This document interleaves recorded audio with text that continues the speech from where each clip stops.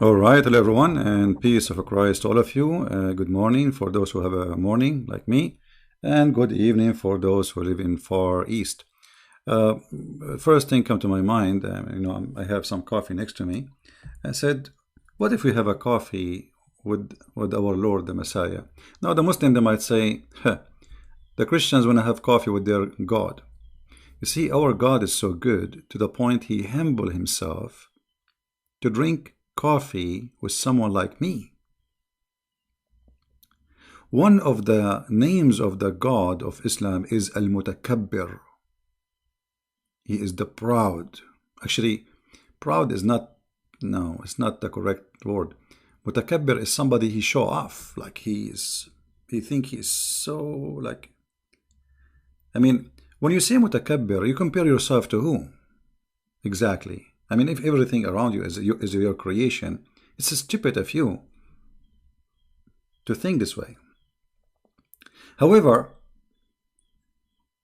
the question will be, if I am right now sitting in front of my Lord, my King, the King of Kings, the Messiah, and trust me, He will not mind. Remember, the Messiah, not only He would drink coffee with us, He washed the feet of His disciples. And not only that, He said to them, if you don't let me do it, you don't belong to me.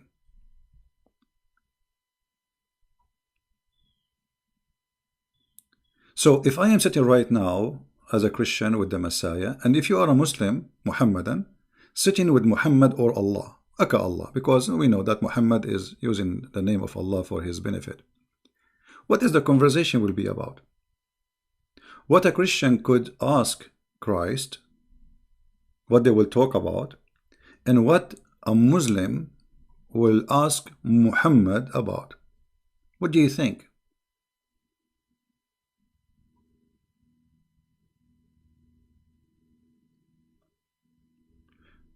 Actually, we will go back on time. And then we see conversation happen between Muslims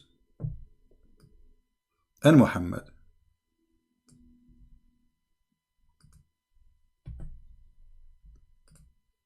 How they share things together, like what Muhammad and the Muslims they do when they talk. What is the conversation?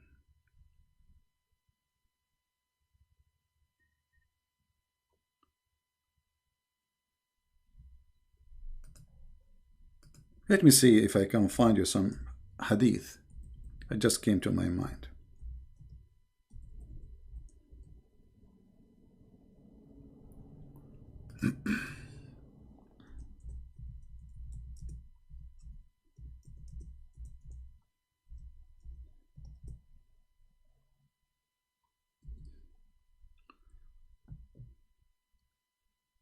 Uh,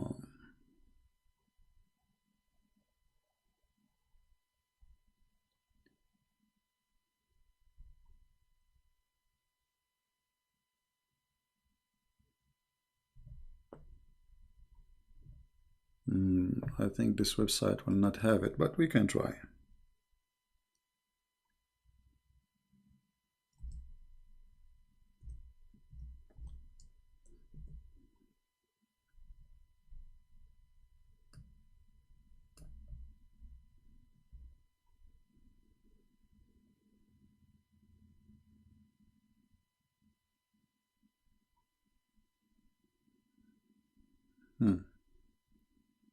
Will look like we are getting closer.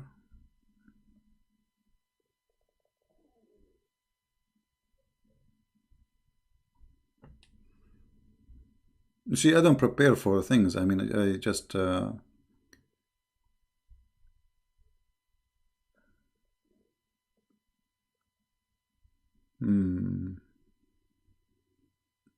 now I cannot find it. It's all right. Let me find something else. I hope this time we'll find it. This one I have it saved because it's hard to find. Let me see. No, even this one we cannot find it now.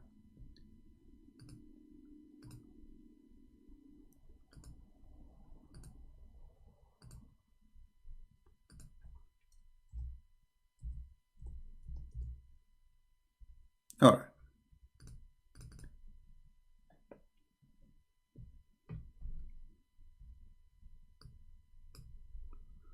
This is a hadith. I will put it in front of you. And remember, the translation is the translation of the Muhammadan. I have nothing to do with it. This is not my website. This is not my statement. This is their business.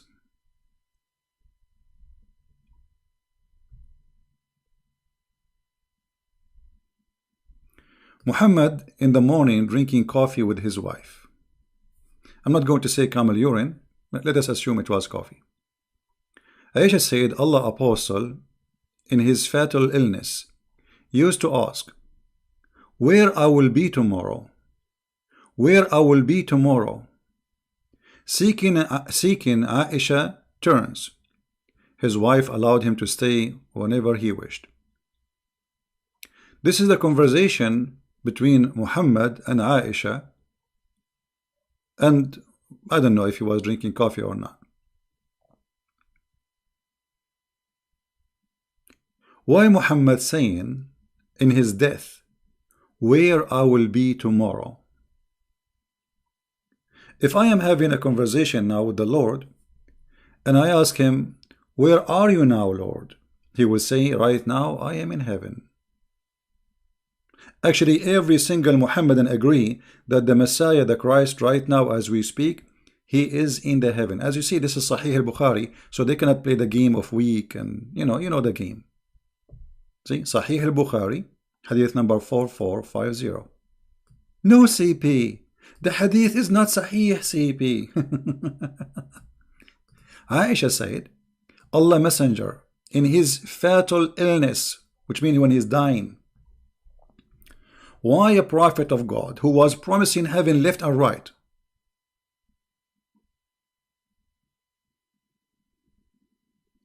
he is worried where he will be tomorrow, which means after death. You see, tomorrow, the guy he know he's dying. Where I will be, used to ask. Used what? Used. It's not like one time, twice, three. Used.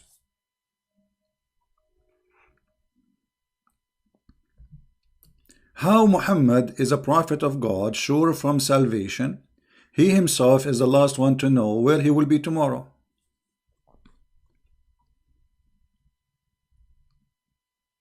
No CP.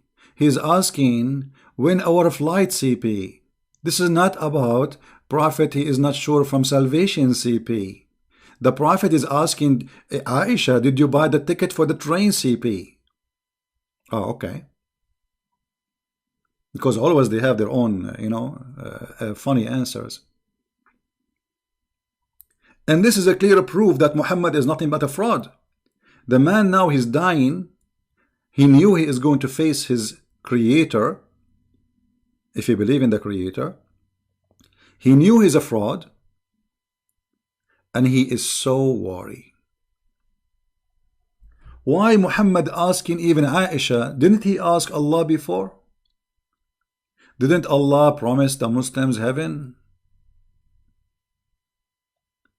If Muhammad himself is worried about where he will be tomorrow, do we have any Muslim want to say anything?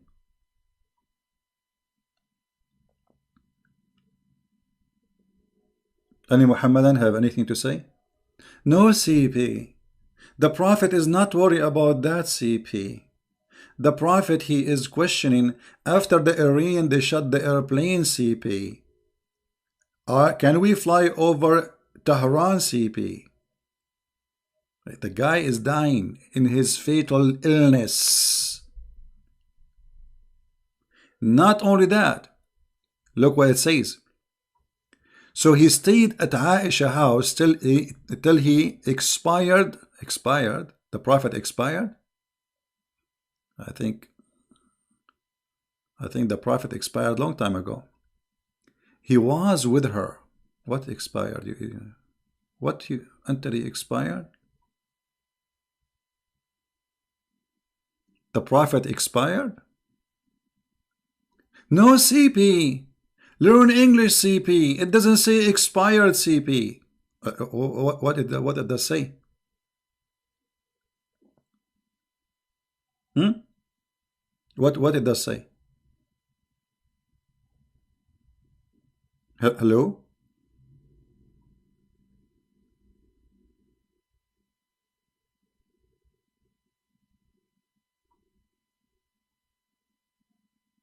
Until he expired, he died. Yeah, the battery died. So Muhammad here, he's speaking in the time of death, because they might say to you, oh, this is not about him dying. He is worried about tomorrow, where he will be in hell or in fire or in heaven.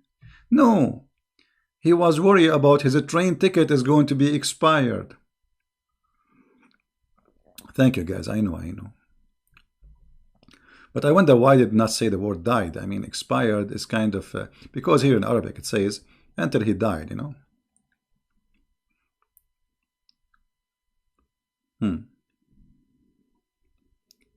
The prophet died on the day of my turn. They have turn, you know, in my house, and he was taken into Allah while his head was against my chest.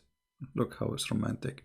And his saliva mixed with my saliva. What's happening here?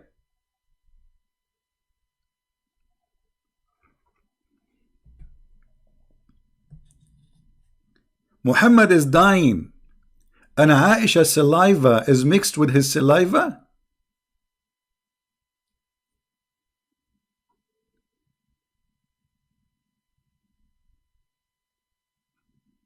Why the prophet's saliva is coming out?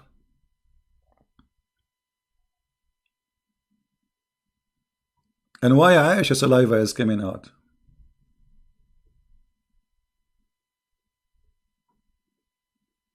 What is that? No CP. No CP. Learn English CP. It doesn't say saliva CP. It says Slovakia CP.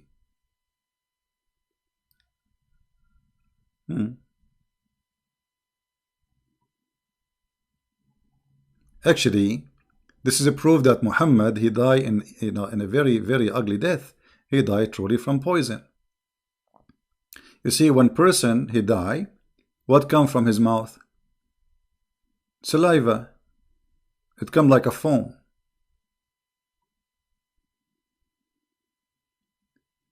The Shia, they claim that Aisha is the one who killed him. Aisha and Hafsa. And this hadith here confirming something very weird. She confirmed that the last thing he came from him, it was saliva.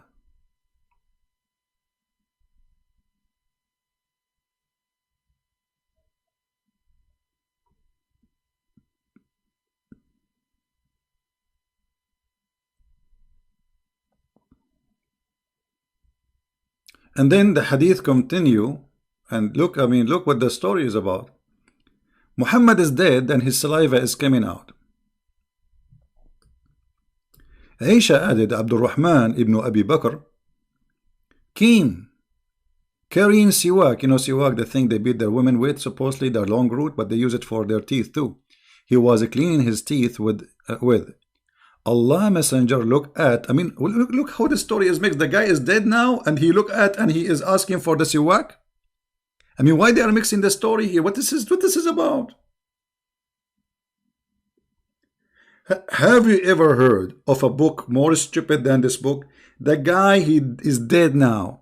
So what do you mean, Abu Abdul Rahman? He came and he have miswak, and then, you know, Allah Messenger looked at it, and I said to him, oh Abdul Rahman, give me this miswak. So he gave it to me and cut it off and chew it at the end, and he gave it to Allah Messenger. Like, what a disgusting story. Did you notice what happened here? The guy, he chewed the piece of wood in his mouth, and then he put it in the mouth of the Prophet. And they say to us, Islam is a hygiene religion. But how this has happened? The guy is dead. No CP. It did not say he is dead, CP. It says he is expired, CP.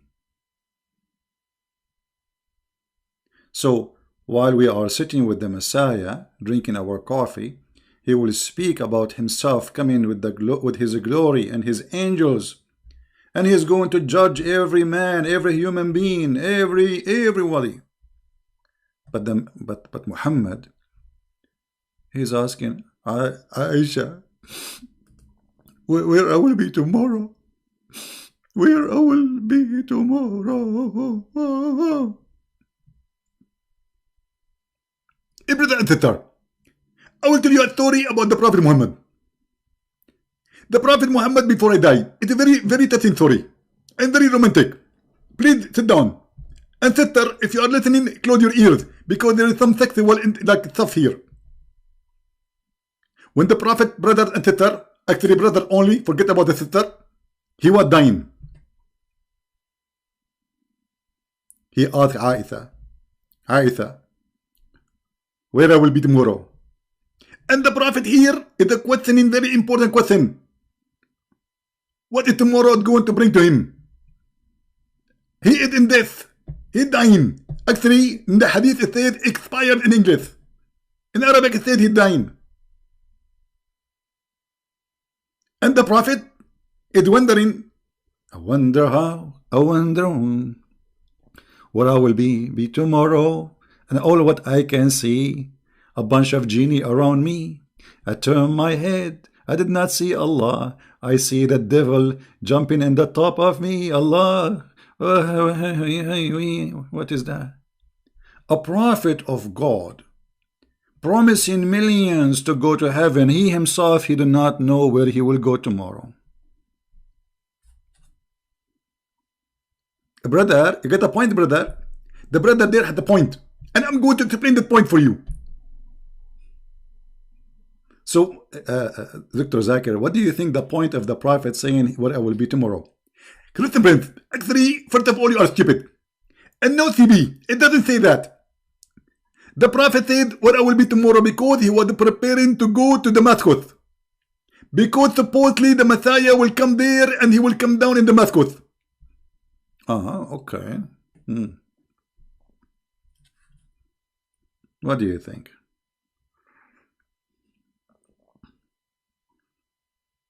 This is a prophet of God. He himself is worried about where he will be. Guys, is this a good time? Is it a good time? Honestly, I have a lot of work to do. But I said to myself, let me sit with those good people who they are way better than me. So maybe we have some coffee together. I'm drinking coffee now. I'm way up since very early in the morning. But I will have some time with you.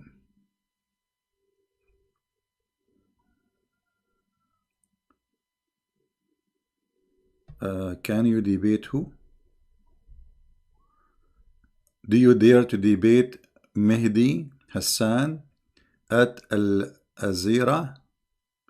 Al-Zazira? I mean, it's a Jazeera, not Zazira. My friend, I don't dare to debate any Muslims. I'm scared. I mean, come on. Where I will be tomorrow? I mean, I open my Skype and I keep saying who's a Muslim. Any Muslim wanna call me? Any Muslim? And yet, do you dare to debate? No, I don't dare. I'm scared. I'm terrified because I'm worried where I will be tomorrow. Where I will be tomorrow? That's a good question. Muhammad, he feel his sorrow, and he needs some action. God is coming to take his soul, and he knew that he was a spoiled, damaged soul will end in the hell in you all who follow him. Muhammad the fool, he is worried about tomorrow. What about today? Hello? What is that? What is that? The prophet, he is not sure where he will be tomorrow.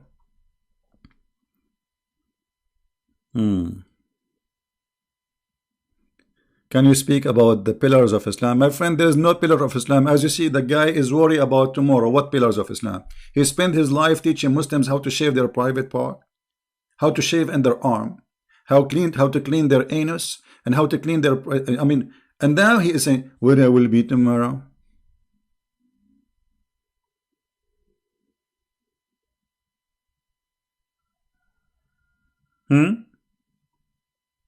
Who is a Muhammadan would like to tell us where Muhammad he think he will be tomorrow?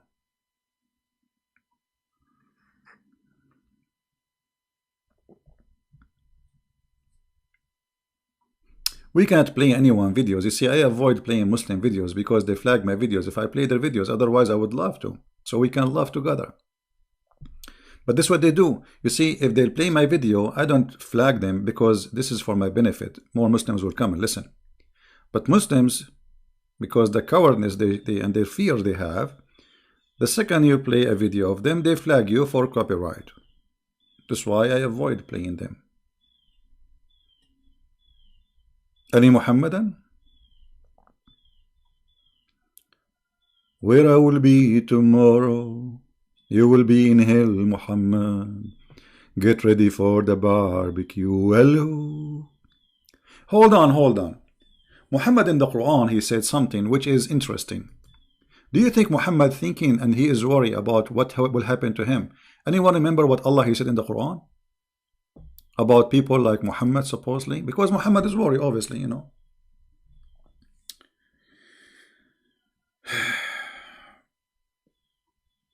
In the Quran,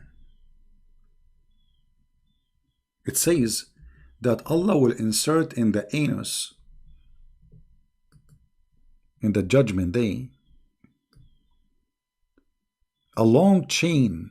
He will make it go inside the nose and he will take it, he will extract the chain from the anus. Hold on. The puppies of Mimi Hijab, they will say, no, CP, it doesn't say that, CP.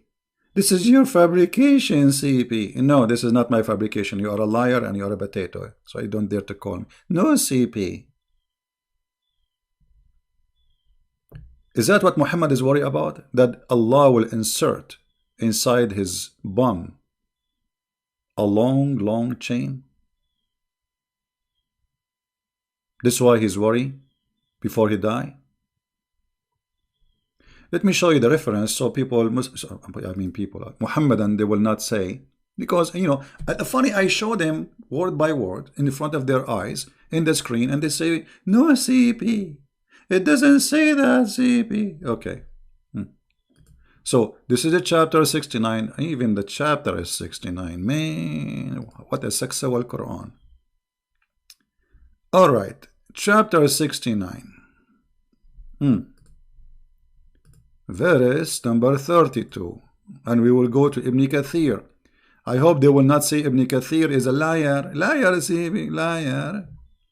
No, CP. All right. This is Ibn Kathir. I will put it for you in the screen. Give me a second.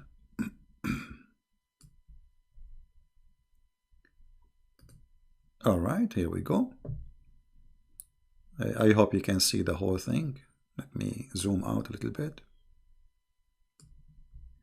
Here it says, then fasten him. Who is the one saying, no, CP? It doesn't say that, CP. Then fasten him on a chain, wherefore the length is 70 cubit. Ka'b al-Ahbar said, every ring of it will be equal to the entire amount of the iron found in this world. Oof, oof, oof, oof, oof, oof, oof, oof, oof. Don't you think this is so small, brother? So the anus of a Prophet Muhammad is so small. And now Allah, now I understand why he is worried. He will insert it in the anus. Look. And it will be, then fasten him, it will be entered into his buttocks and pull out of his mouth.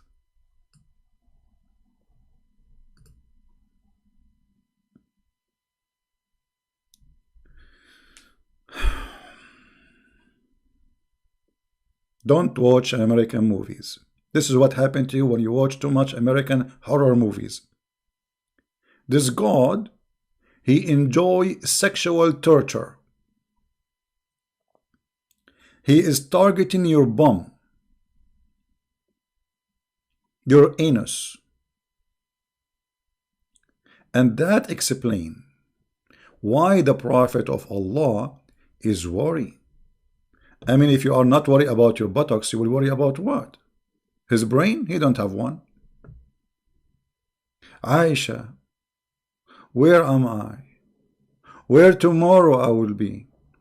Actually, this is the same thing happened to him before. He said the same thing. He's repeating it. Where I will be. In here it says only where I will be tomorrow. In different hadith says where I will be tomorrow. But that one is not in that hadith is not in the time of his death.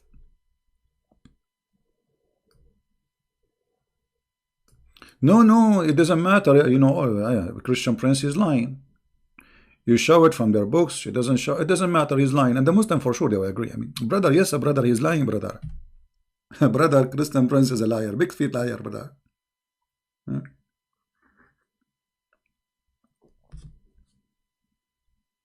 So what we understand from this hadith, that the Prophet of Allah is worried that Allah will do something to him. And look, brother, it will be entered into his buttocks and pulled out of his mouth. Well, very nice.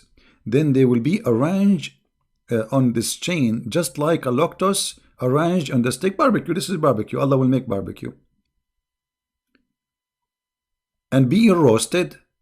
Al-Wafi reported from Ibn Abbas, no CP. Ibn Abbas did not say that. He said, it will run into his behind. Until it's brought out of his two nostrils, so he will not be able to stand on his two. I mean,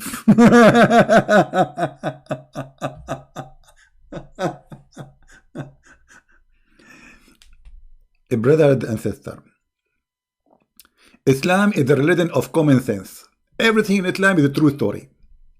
And Muhammad now is giving us a story that Allah is going to insert in the anus of every person who don't obey him, and he will make it come from his nostrils, brother. And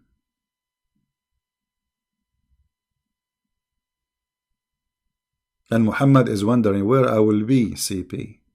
No, CP. Where I will be, CP. And you know, if we go back, actually, if you see the description, I mean, this chain is so huge. It says here, there's this chain, if a drop of lead of this had pointed to the skull bone, were sent from the heaven to the earth, and the distance is 500-year travel, it would reach the earth before the night. If that's before the night. I mean, don't you think this is funny? If it's coming from Allah, and Allah is at the end of the world, it should take maybe many years. I mean, what is this? 100 of years. And then we go back to the story of the Prophet. Still, we are calling him Prophet. You know, we are showing respect. We have to respect the Prophet. You know, we have to admit, he's a prophet. At the end of the day, he have many prophecy. Actually, you know, I made a prophecy yesterday. It was raining.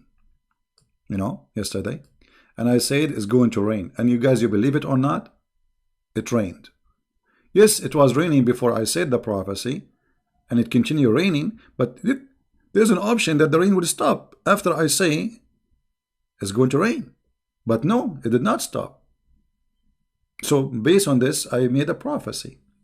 I made other one and the other day, and it came to be true, which is amazing. I said there is many women, they will have their period. How I know that? How I know that? This is astonishing. And not only that, I made a prophecy that in Alaska, they will have snow in the winter. And guess what? They did have snow in the winter. So, the prophet, obviously, he's a prophet to the point he do not know what he will be tomorrow. Can't you prophesy for us where you will be tomorrow?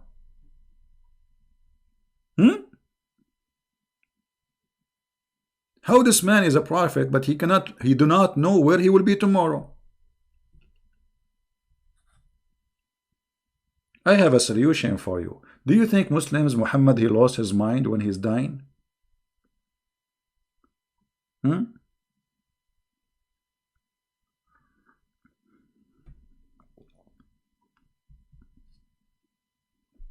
What do you think?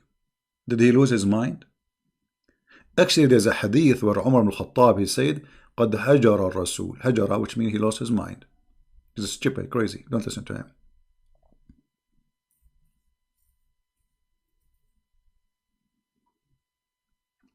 How a prophet of God, he lose his mind? Where Allah?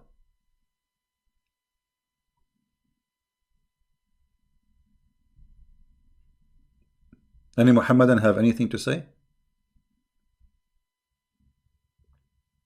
No CP.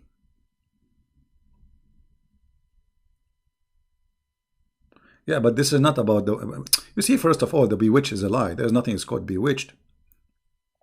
In nowadays, anyone he act crazy, they think he is bewitched, because he look physically fine, but he act weird, strange. So they say he was bewitched. But this is in the element of death. He's dying now. He's dying. This is, this is way after the story of the bewitching.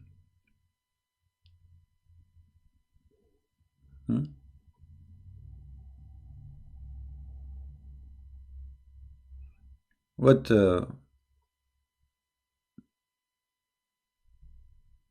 Any Muslim? Thank you, my friend. Thank you. God bless you.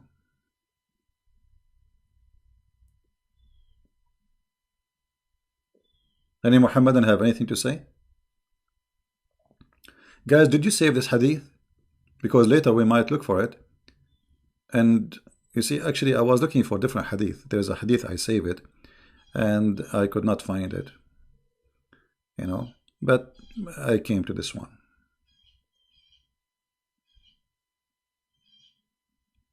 Yeah, obviously he lost his mind. This guy is mentally ill. And, there's one of two options. Muslims, they have to admit. Either Muhammad, he did not lose his mind, and he is so worried about being tomorrow, where he will be tomorrow. Or he is, like either he crazy, became a crazy, or lost his mind, or he is really worried. Which one? Either one is a horrible choice.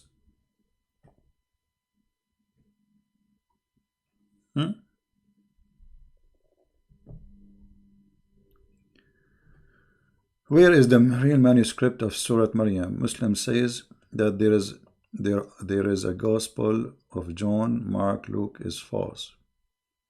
You see, when the Muslim they say that the Gospels of John and Mark they are false, that is against their stupid God. Why? Because if the Quran says that the one who sent the Gospel is Allah, so the Gospel is the book of Allah. So why Allah don't protect His book?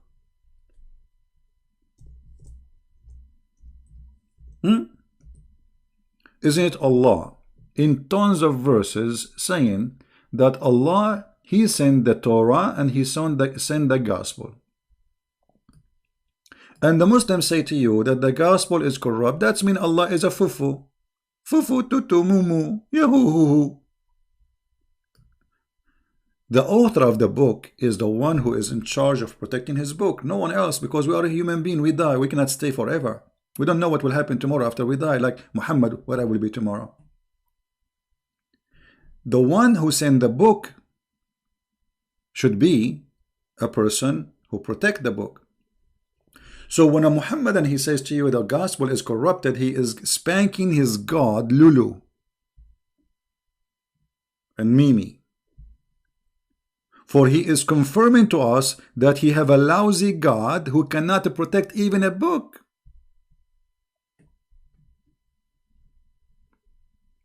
What is salvation according to Islam in the Quran? My friend, as you see, okay, as long as you are talking about salvation, don't you see Muhammad himself, he is saying, where I will be tomorrow? What salvation? What salvation? There's no salvation. This is the highest authority, the founder of Islam. He is saying, where I will be tomorrow. And this is in his element of death.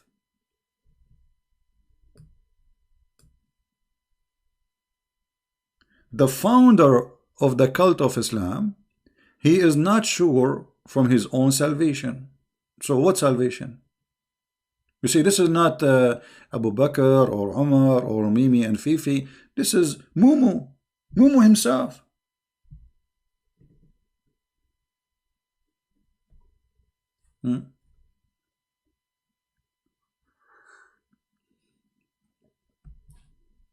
Any Muhammadan have anything to say? And when they accuse your Bible of corruption, they are accusing themselves, because according to them, the Bible is sent by Allah. And not only the Quran says that Allah, nobody can change his words. The Muslim, they say, no, no, no, no, no CP. He meant the Quran CP. Oh, hold on. Hold on, CP. The verse says, and nobody can change his words, any words. Chapter 18, verse number 27. Chapter 10, verse number 64. Chapter 6, verse number 34. Chapter 4, verse number 56. Nobody can change the word of Allah. Oh, sorry, 56 doesn't say that. Nobody can change the word of Allah. And as long the verses confirm that the word of Allah is the Torah and the Injil and the Quran and the Psalm, you know, so nobody can change the words of Allah. Here we go. He didn't say the Quran.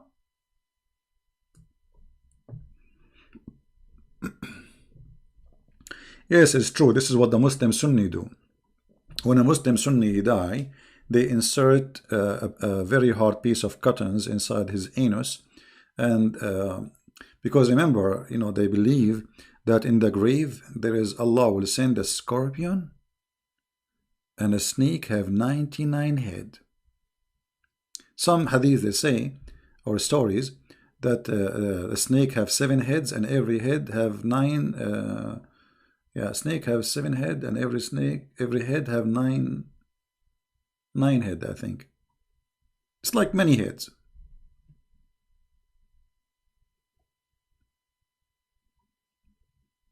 And they will do play with your, you know.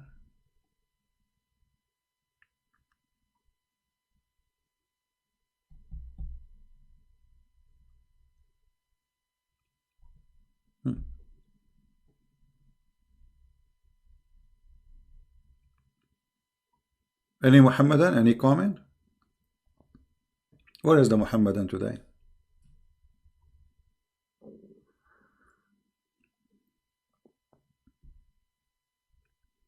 My friend, when the Muslim they say that the Quran, okay, when the Quran says none can change his words, okay, isn't it the Bible is the word of Allah according to Muslims? Yes. And we showed you tons of verses.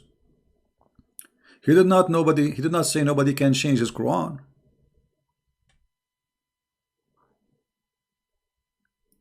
My mic is cutting off? I don't think so. This is maybe from your side.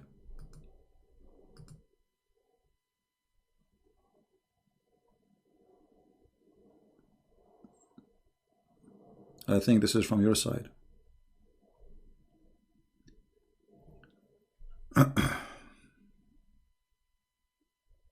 Any Muhammadan? Guys, is my microphone good? Do you hear me good? Is my microphone clear? My voice is gone?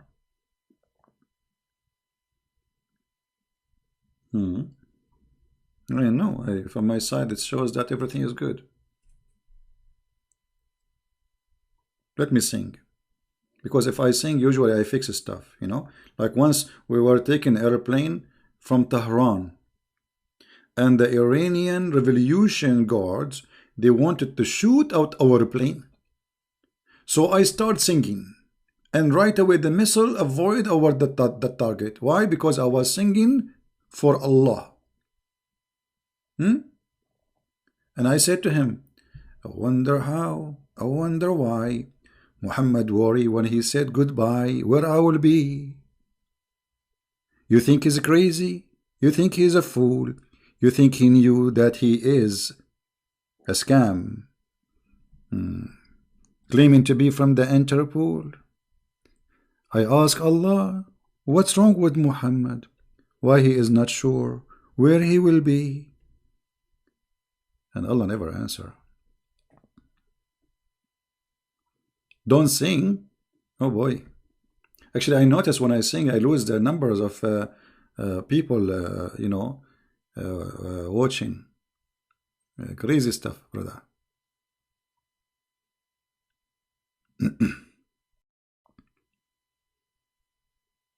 Any Muslim want to say anything?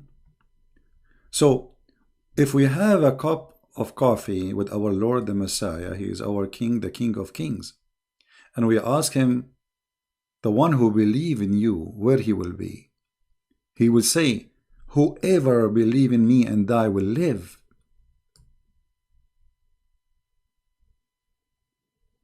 I am the life. I am the truth. I am the resurrection. I am who I am. If we ask Muhammad, Muhammad, you are dying now, where you will be? Muhammad will answer, and as you see, this is in front of you, I'm not making things up. Muhammad will say back to me, I don't know where I will be, I don't know. Please tell me where I will be, I don't know. And then I will call Jibreel. I will ask Jibreel, do you have any idea where Muhammad will be tomorrow? Jibreel will answer, I don't know where the prophet he will be. I don't know. Okay, let us ask Allah. We ask Allah, do you know where Muhammad will be? Muhammad, Allah will not answer because he does not exist.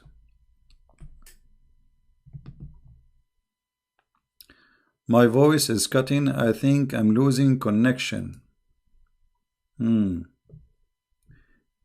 I'm getting bad connection, so I better finish fast before we lose our connection. Oh boy. Okay, it's getting back. It's coming back. Yeah, there is a bad connection in the internet.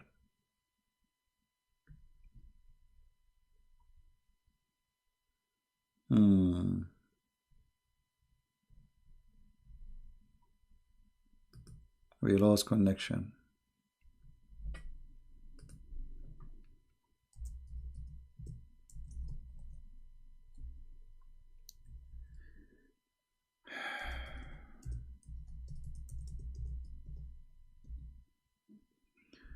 Okay, guys, sorry, we lost connection for a little bit of time.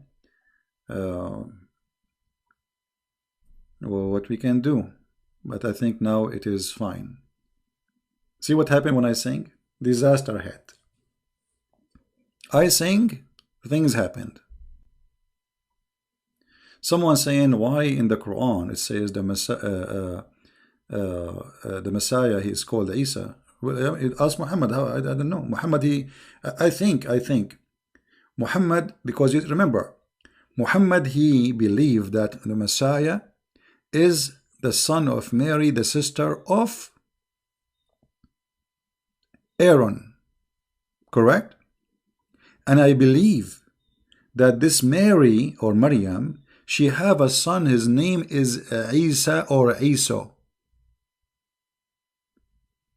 This is the only way I can come with it. You see, I could not find really any source, but the only way to come with it, that Muhammad, who he thought, as the Quran says, that Mary is the sister of Aaron, this is why Muhammad, he think that the name of the father of Mary is Imran, which means the same name of the father of Moses. So, mostly, Muhammad, he thought that the son of Maryam, the sister of Aaron, he is Isa or Isa, and that is the Messiah. This is the only explanation I can bring to you. Right? Imam Mahdi, this is a big fat lie, does not exist, you know.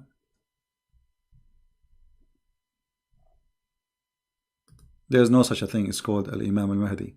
And even the Muslims, everyone here, have tons of stories about Al-Mahdi. As an example, the Mahdi, you know, the Mahdi is just another copy of the Christ. So look what they say, that Al-Mahdi, the Mahdi, some they say that his mother, her name is Narjis. Some they say his mother, his name is Maryam. And he is not born from the private part of his mother. She gave birth to him from her thigh, which is normal to happen in the Middle East. I know many friends, their mother, she gave to them a birth from her nose. You know? Is Maryam is a sister of Aaron in the Quran. Ya Ukhta Harun, my friend.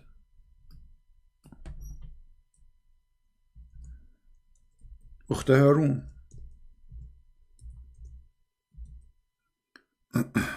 All right. So when Muhammad he say that the Mary in chapter 19 verse 28, she is the sister of Aaron. Remember, according to the Quran, Mary, she is the daughter of Imran.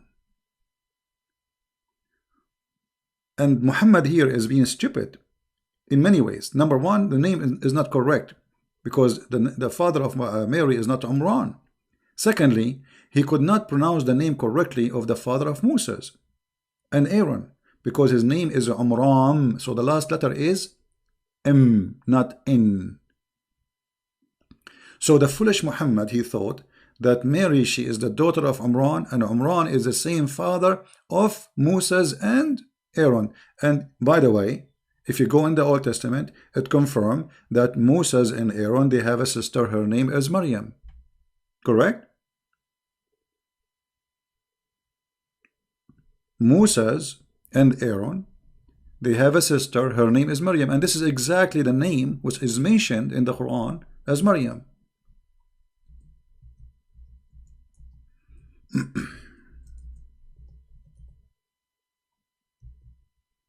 Right?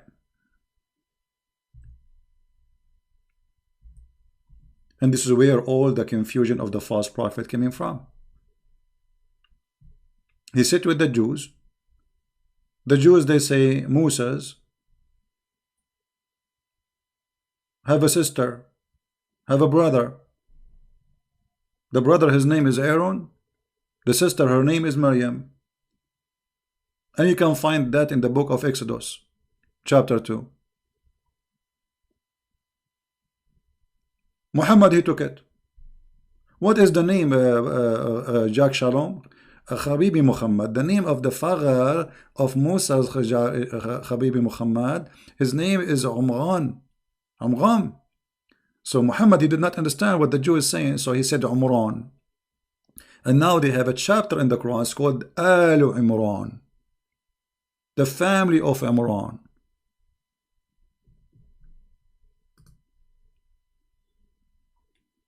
Habibi Muhammad, the expert Muhammad. Muhammad, he knew everything. He knew history. He knew who was on the cross, but he did not know where he will be tomorrow. Where I will be tomorrow. Call me, Muhammad, call me. I will tell you where. Anyway, guys, I have things to do, and before I lose my internet again, it's a weekend time, and weekend a lot of people use the internet. So before I start losing my internet, I want to say thank you very much for being here. Don't forget to download the video and share it with everybody. And you know, if one of you can make some graphic, what about you copy this hadith? Prophet of Allah said, where I will be tomorrow, and like choose an image fit with the story. Like, is Muhammad saved?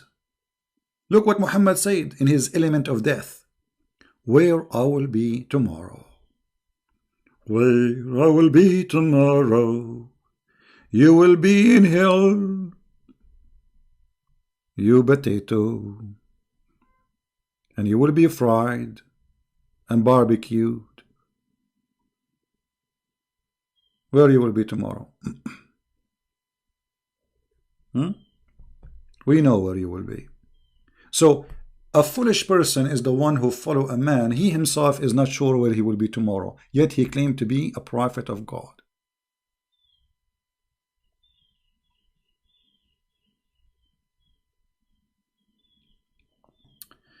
It is strange that the family of Maryam realized that Maryam committed adultery after she gave birth.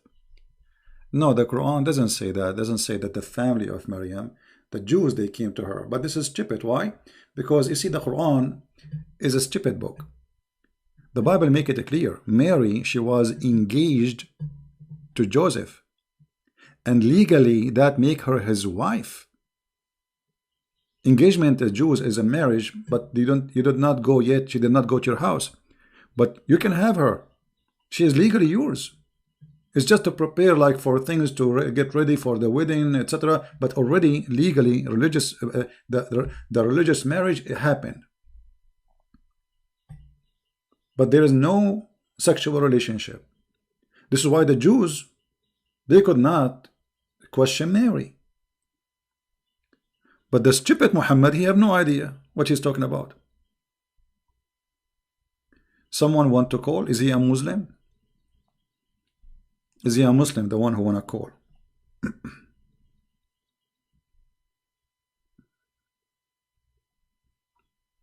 A Muslim? Okay, hold on.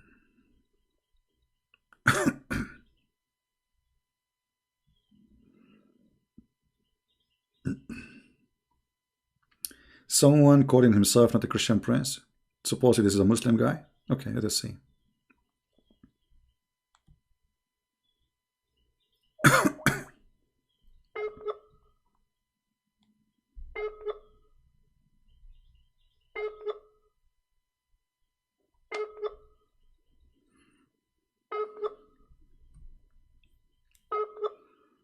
He's not online, maybe.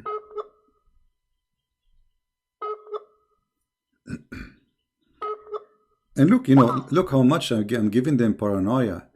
They call themselves by my name. Call me, buddy, call me. Let me try one more time.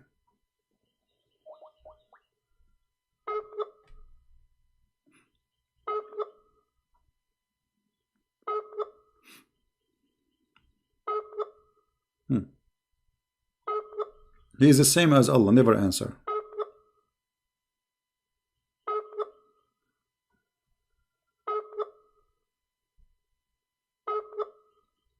All right. Well, I will give you 3 minutes before we finish to call me. If not,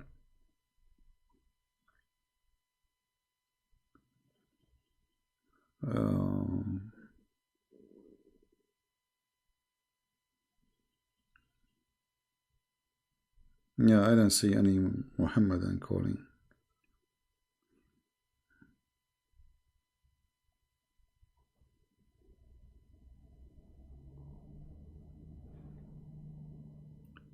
Any Muhammadan?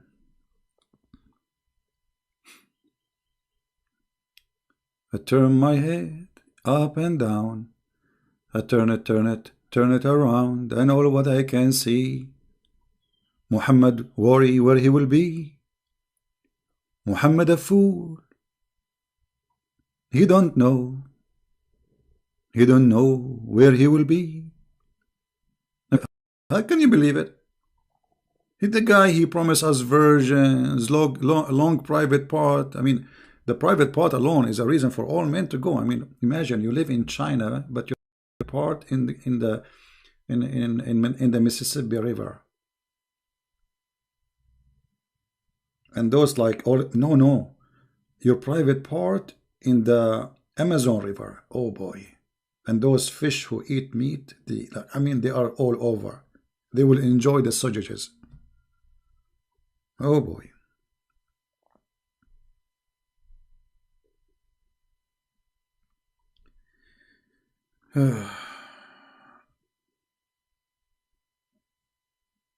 He want to challenge me. He want to bring your Christian prince.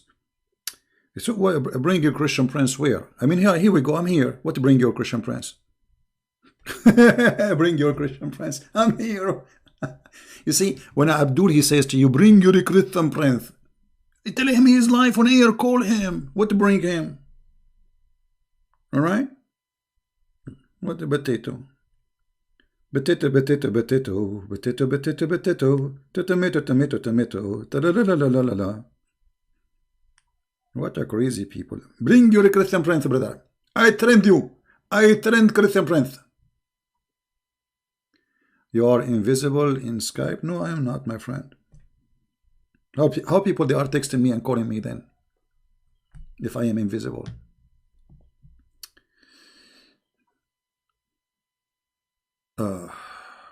Here we go. We lost connection again.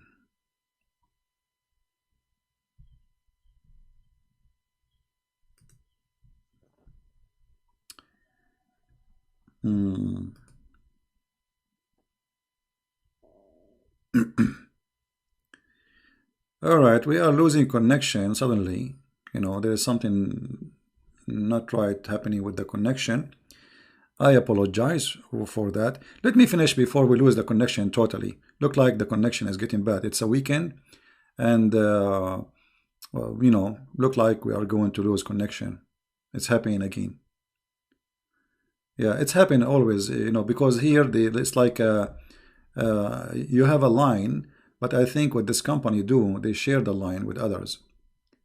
Is it possible that the Jews gave Muhammad a false stories, and then Muhammad? Yeah, exactly, the same as the story of Alexander the Great, etc. Yeah. All right, guys. I think I will finish for today before we lose connection. I think we lost connection again.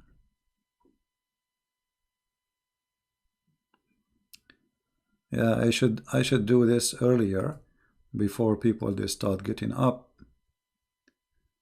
All right. Please don't go. Don't go. Don't go.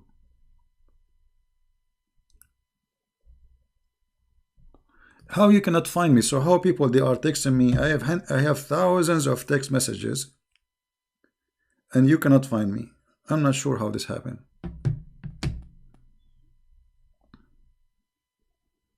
I'm not sure. Anyway, guys, I want to say thank you very much for being here with me. I have some work to do, and ask every Muslim. How many of you save this hadith before we finish? How many of you save it? Because this is a very important hadith. When a Muslim he speak to you about heaven and Islam is the only true religion, well, the question will be very simple. A prophet of God himself, he do not know where he will be. That is telling me the whole story. He do not know where he will be. This is about his death time. And he died in the same day. He was repeating the same thing. So how this person can be a person who bring you salvation?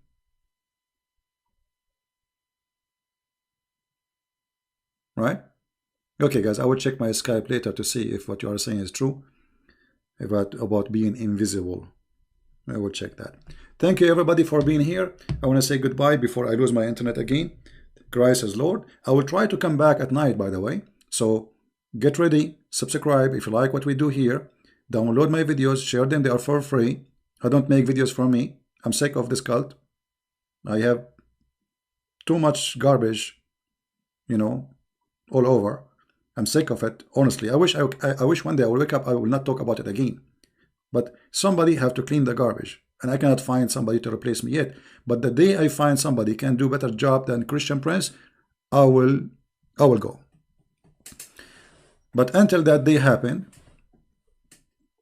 I'm here, and I will get this prophet busted with no mercy, for he is the devil, not Allah. Allah is just a fake name. This man is the devil. He misled millions and millions of people, yet he do not know what he will be tomorrow. You have to be mentally ill to follow a person he himself do not know in the time of death where he will be tomorrow. Why Allah do not give him confidence? Why Allah is not telling him where he will be tomorrow? Didn't Allah told him already where he will be tomorrow? Did he or did not? Yes, he did. So why he do not know?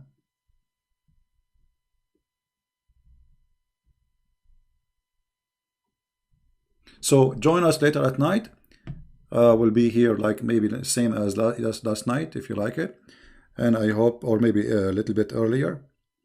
And just to check the page, my Skype, I mean my YouTube, and you will find out when I will be again. Thank you guys for being here. May the Lord bless you. And with the Messiah we live. With Muhammad we will not know where we will be tomorrow. Hold on, we have a Muslim. Hold on. Oh, we have a Muslim. We have a Muslim. You believe it? Where is? Huh. Okay, hold on. We have a Muslim. It's hard to believe, but it's true.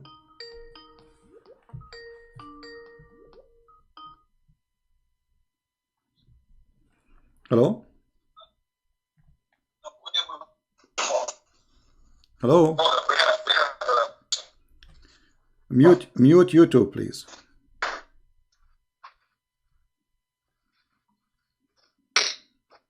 Hello?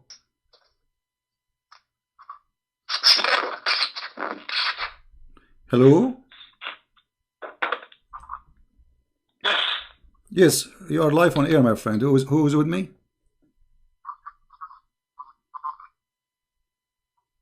Mute. Is your daddy ultimate proof? You cannot keep running. How are you, ultimate proof? How are you?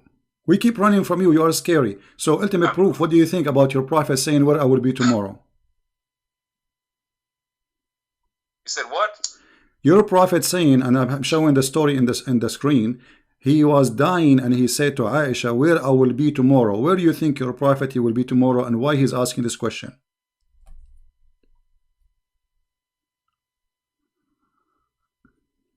First of all, this truth or not, nobody knows what they're going to be. Allah said in the Quran that the prophets will be worried about themselves. This is how Islam. The prophet will say what? What can do. Sorry, not expecting. Let me answer your question. No. I want to be sure what you are saying. The Quran says what? I did not hear you, my friend. We cannot speak at the same time, please. Don't. You see. This is what you do. I did not get you. I did not get you. You said the Quran said what? Repeat again. The Quran said what about the prophets? The Quran said that Allah said in the Quran that He have forgiven every sin of the prophet, past and coming. Which verse is that? But at the same time, no. Which verse? Which verse is that? No, don't tell me same time. Hold on. Which verse is that? Let me answer your question. Which verse is that? And hold on. No. You see, you are saying in the Quran which. So do you know or you do not know which verse is saying Allah He forgive every sin for the prophet? Oh, you don't know the verse? I tell you, no problem. Tell me. Okay, I'm waiting. Oh, that's it. Yeah. That's all. Yeah. No problem, brother. I tell you every verse. Okay, I'm waiting. Are you searching Google? I tell you, 1 second. You want a precise verse? You know the verse exists. You asking some dumb Okay, questions. are you searching? Okay, give me the verse. That's right now. Which one? Brother, give me 10 seconds. 10 seconds? Yep. No problem, brother.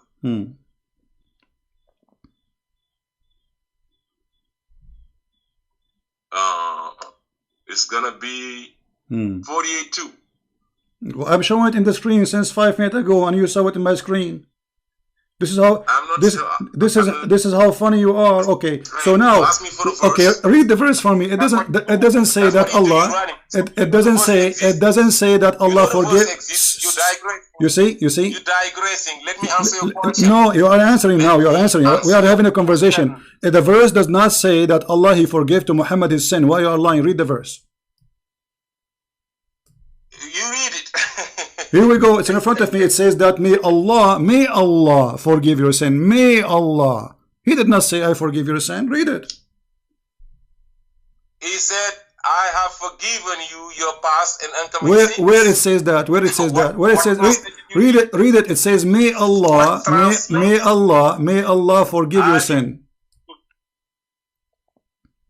I said, what translation are you reading? What translation you are reading yourself? asking you. I don't know. That is a translation of Hilali and Khan. Muhammad Hilali and Muhammad Khan. Yes, read any translation. Okay. Just what you read. It says that Allah may forgive your sin. Okay. Now we go back. So that doesn't say that, but I will go with you. Let us say the verse saying Allah forgives sin to Muhammad. So why Muhammad asking what he will be? Why he is not sure? Because another verse says, this is what belief is about. And no need to be in this world and be for certain of where you going, because you don't know what you did. Which verse is that? People don't know. Which is verse? Which verse? Answer your question. I did 10 seconds. You're gonna start cutting me off. That's why Muhammad Hijab be tearing your ass up, because you don't have respect to people. You see? And then you be complaining. No, I don't respect liars like you. First of all, when you say a verse, when you say shut up, listen, behave. Listen, what is the verse? Where is the verse that says that Muhammad is not sure where he will be in the Quran? Yes, he said he gonna be worried about his own neck. Where it says that? Where in the what verse? Show me. I'm learning from you. Go ahead. Which one? Okay, no problem. Okay. Whatever you ask, bro, I tell you. Okay, which one? I'm asking you. This is why you let me talk to two. You're having a conversation. Listen, okay. I'm not ready for every question. Give me 10 seconds. Okay. I give you the answer. Okay, what is the verse? Simple. I can ask 1 million no questions. problem. Stop wasting time. Just give me the verse. What verse? I'm just telling you, I can ask you 1 million questions about the Bible. You will not answer right away. Okay, listen. You are giving me an answer. I want details, my friend. You say that the Quran says that Muhammad he will not be sure where he is. But the Quran says those who did good and those who believe, they will have heaven, they will have rivers. So why, if this is only even for Muslims, general Muslims, so why Muhammad himself is not sure? Because Muhammad is a human being. He had a mission. To deliver a message. He did his mission. He's a human being. He sinned like people. He has forgiven and no substitute. Okay. Inshallah Rabbi. Every messenger of Allah, inshallah, inshallah, with the will of Allah, will be going to heaven. Okay. We're expecting that. So you are saying, so you are saying the Quran. You are saying the Quran. Listen. Being humble. Okay. If you let me speak. Mr. Being humble. Mr. Being humble. The Quran promise. If I can just finish a sentence. Let me talk. Shut up and let me finish a sentence. Being humble. Let me speak. Okay. What does have to do with being humble? What does have to do with being humble? And then you compare when hijab treat you as a bastard. You have nothing to say. The bastard is your prophet. He was born 4 years after his father's death, and I can prove it right now as we speak. So behave yourself, son of Muta. I did not mention your mother. Respect my mother, otherwise I will insult your mother. You are a son of Muta. This is why you are not. Mentioned your mother. You just called me bastard, and the fact you are the bastard because according to your prophet, your father Mary slept with Jesus. No, I never said that. You are a liar. This is editing of videos. You are a bunch of cowards and you are liars.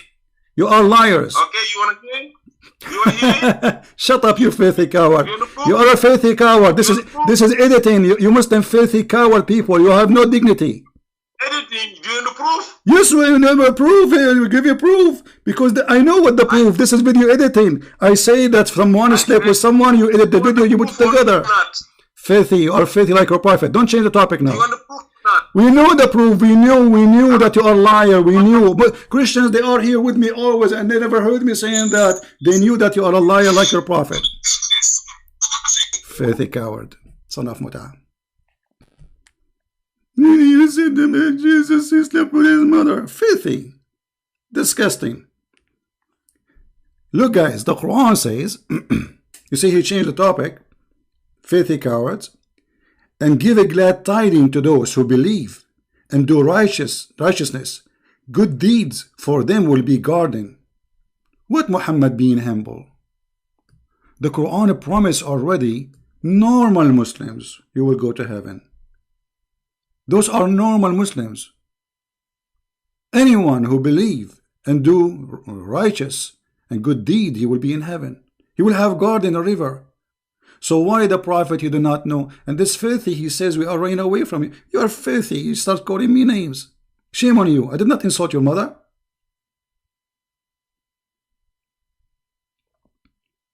Very filthy people, they do editing to my videos. Everybody knows who I stand for. We fight 24 hours to get you busted just because you say Jesus is not a prophet. So how Christian Prince will say what you said, you filthy coward?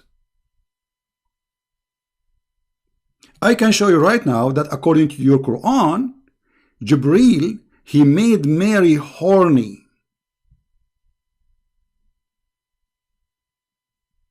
Filthy cowards. This is how disgusting you are. This is why I call you the ultimate fart. And this Mimi Hijab, he start insulting, so he will not answer. I did not call Mimi Hijab a bastard, but obviously he is. You know? Yeah, he's calling again.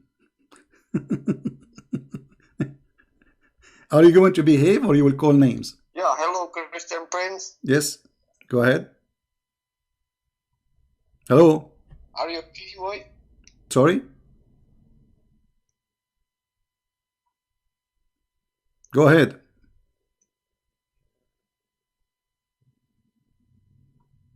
Hello?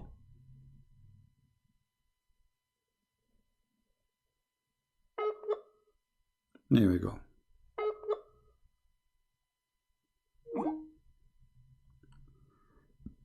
Coward, they do anything to my videos. Did you say that? Filthy. Disgusting. They could not debate me. They try to frame me. They say, Christian Prince, he said that about Jesus. You filthy disgusting. You filthy cowards. Shame on you. Shame on you, filthy people. You would have no dignity to fabricate audio. I can make now, from your conversation, I can make you saying things you never said. I just cut words, put them together.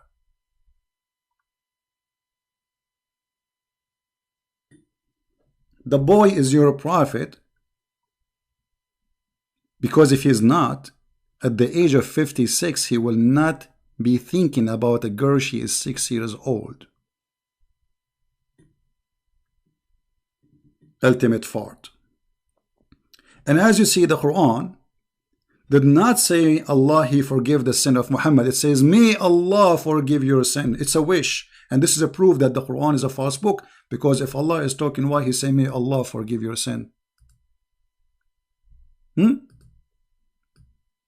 Allah saying to who? May Allah forgive your sin. To himself? Allah is wishing Allah to forgive sin?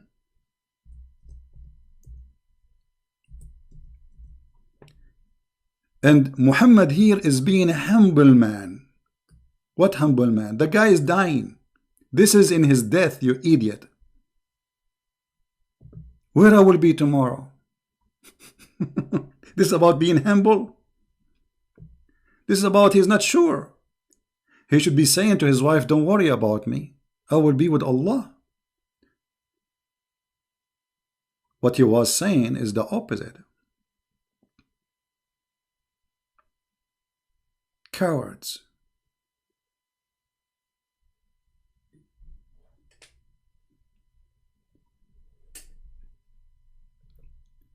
There's one thing all the Muhammadan they share.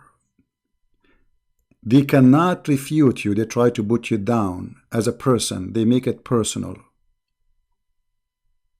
So they do editing for videos. They make, you see, from the video I made today, you can make many stories as you wish. I said the word sex, I said the word penis, I said the word, you can put them together, you make a story I never said. Cowards. Every Christian knows what Christian Prince he stands for. And every Christian believe that Jesus is the Virgin Mary. And every Christian believe that Mary is above all mankind. So how dare you to say what you are saying, you filthy coward? And right now, if there is a Muslim wanna call me, I can show you where it says in your interpretation that Allah, He sent Jibreel, and Jibreel, He breathed into her private part, and He made her horny, so the sperm of the man which Allah created inside her made it move and made Jesus. And now they will take my voice and they will play with the recording and they will say, see, he's saying something about Mary. Filthy cowards. And by the way, this is not only increase the support for a Christian Prince, because the Christians, even those who maybe don't care, they will see that Muslims are a fraud. Not only they are not truthful, but they are a fraud, because when you fabricate audio, you are a fraud. You cannot answer me, you cannot debate me, so now what do? We fabricate audio.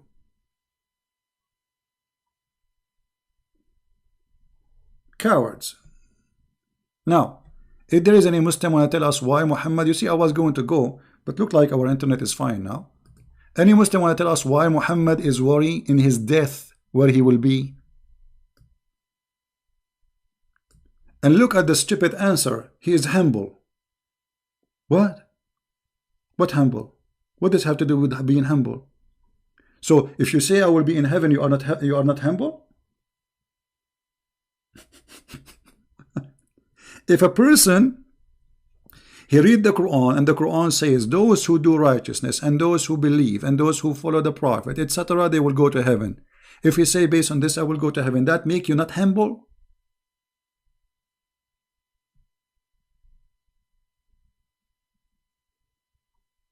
You know, my friend, he is not making point. He is breaking the fake. He is going to play the fake audio. He's not answering. He's not talking. He will start playing the fake audio. And don't tell me, please, what to do. If you don't like the way I do it, you can leave. I'm dealing with those people for years and years. All of them, they are the same quality. Rarely you will find a person who is gentle, respect himself, and speak politely. And if they are not a fraud, you tell me why they fabricate audios.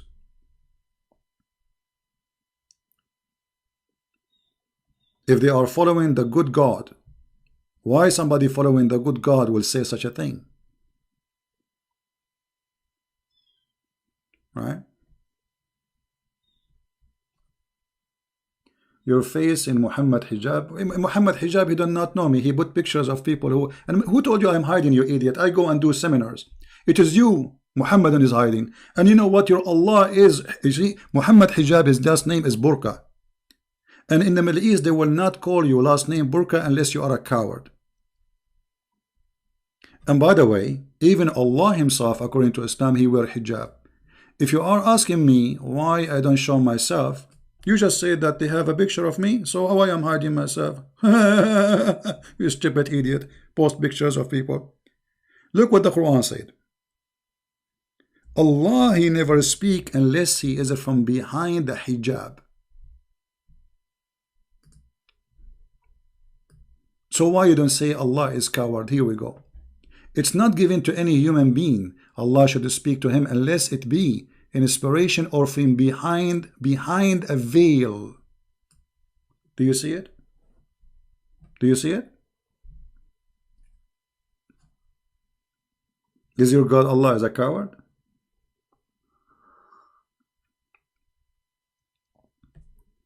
Any Muhammadan would like to call? The Prophet is humble. And Allah, he said he forgive the Prophet's sin. Where is that? And you know what? If he forgive his sin, why? He do not know where to go. And yeah, this is the guy who believed that Rashad Khalifa had the correct Quran. Rashad Khalifa, he cut the Quran pieces. He said there's a corruption in the Quran and he deleted verses. If there is any Muslim would like to call? Filthy, trashy. You know, look what they did with the apostate prophet. Did you see the videos they made for him? The same story. They start to, they try to humiliate him, make it personal. They could not answer him, so they start saying he is having sex with his sister. He liked to have sex with his mother. I mean, very filthy, trashy people. Garbage. Can you believe it? The guy, he don't believe in Islam. Why you go to that level? Because simply this is their level. This is how trashy they are. Let me show you the post of Mimi Hijab. Hold on. I think I still have it, maybe. I posted in Facebook.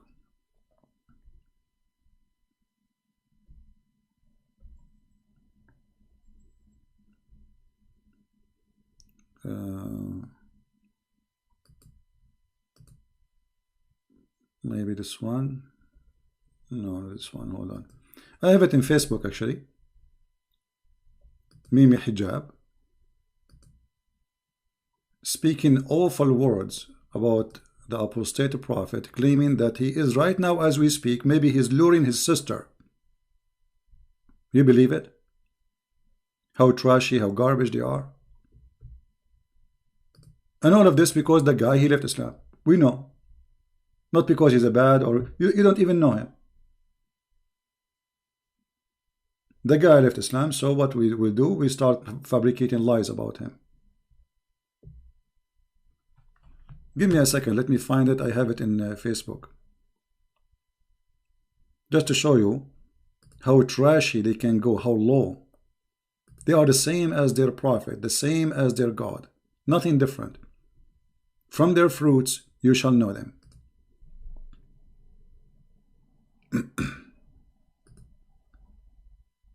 I'm going to go to my Facebook page and grab the images.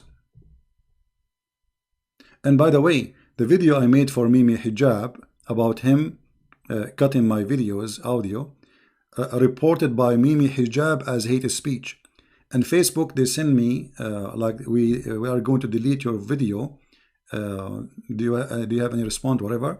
So I respond, this is no hate, watch the video please, etc. And Mimi Hijab got busted and the video is back. This is how coward they are. I don't even flag them speaking against me, because that will bring me more people here. Make as many videos as you can. More Muslims will hear about me and they will come and they will see the truth. Let us see.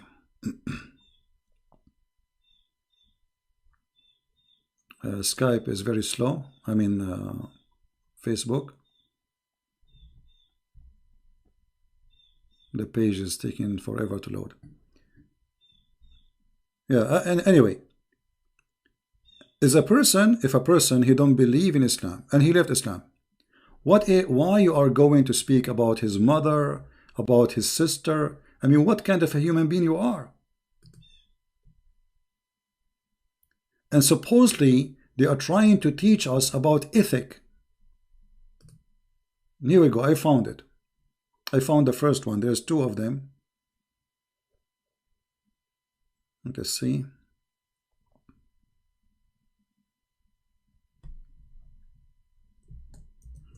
Here we go.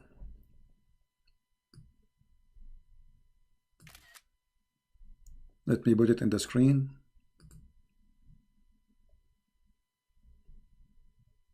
So everybody will see what is the level of this kind of people.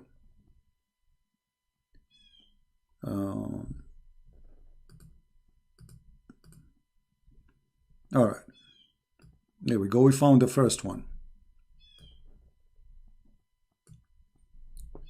This is why actually they don't even deserve I talk to them, but I agreed to speak to them just to get them busted, and we did. The coward, he did not let me talk. This guy, I'm just having a conversation with him. I did not mute him. Look at this filthy Mimi Hijab, and you tell me what kind of a human being he is. Muhammad Hijab. Why would this incest endorsing Islamophobe who may be attempting to sexual lure his sister as we speak. Can you believe it? And I assure you, this guy will not speak in such a language unless he himself is doing that to his sister. Because I cannot imagine somebody saying that to somebody unless he is a person who think about that.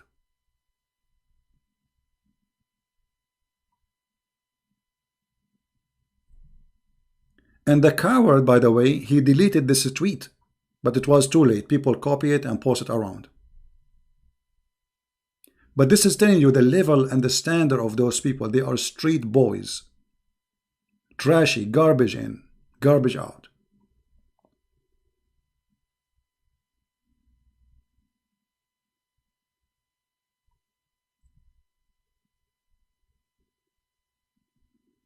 There is other one. I don't know where I can find it. I will try to find it where he said something else too. Not only this. I mean, this guy, he said, but it's good to copy their garbage so later they can get busted. Let us see. I think this one here. Okay. No, this is a different one.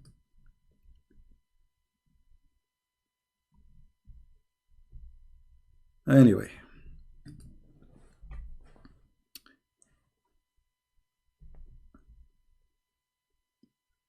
the second you start attacking this cult, they will launch a war against you as a person. And they think they can intimidate you, and they think they can harass you, and they think, you know, you have no idea who I am. I'm doing this forever. I got death threat, I got people want to kill me, I got people want to pay me so I can stop exposing Islam. All of this will not work. The only thing will work is that you bring me more people. Imagine how many people now in the channels of those Muhammadan, they will hear about Christian Prince and they want to know what this guy is saying. And they will come to me and they will ask me, did you say that? I will say, those are all liars. You know, this is what I do all day long, defending the truth. Christ is my Lord. Every Christian, he knew that. I will never say that. They are a bunch of liars. They have no dignity. They have no honor, the same as their prophet. And by the way, according to Islam, you can have your sex with your sister in heaven. Actually, hold on. As long as we are mentioning this topic, I hope I will not lose my internet. Give me a second. I will try to find a video about this topic.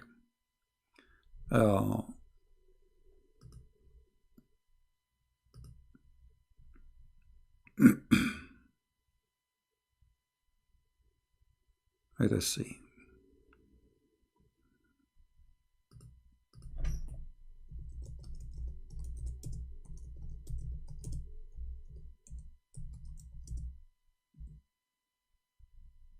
Here we go. I think this is the video, maybe. Let us see.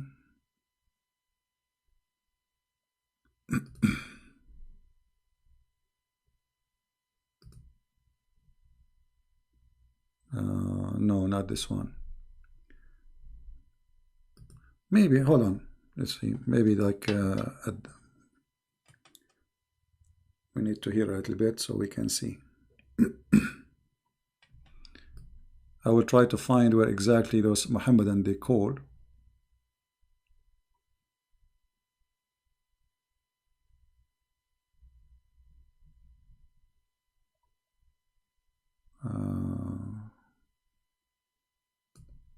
Maybe here.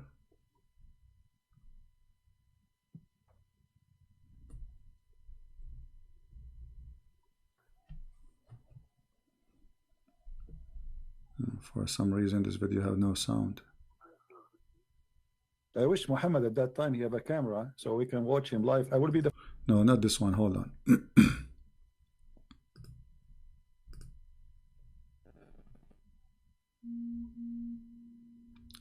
The description of paradise 18 plus 18. Yeah, well, this one I see it, but it doesn't say that. It doesn't have that. I don't know. Maybe in the video, in the long video, Let us see in the long run. Here we go. Hold on. I think I found it.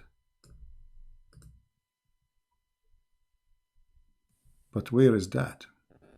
In which point of the video? I think here. Let us see. I am very good. So what do you think about the Quran speaking that you can have sex with your daughter in the interpretation if she is daughter from adultery?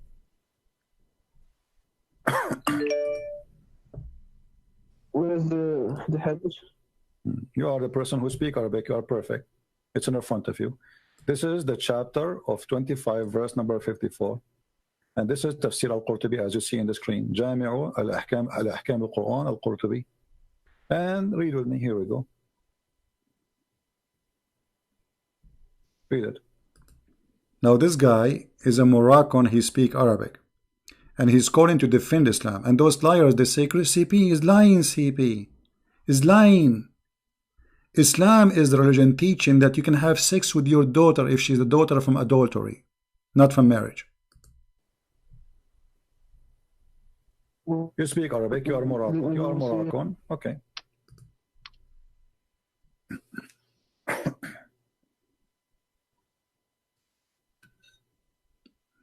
He's reading now. The astonishing teaching of Allah.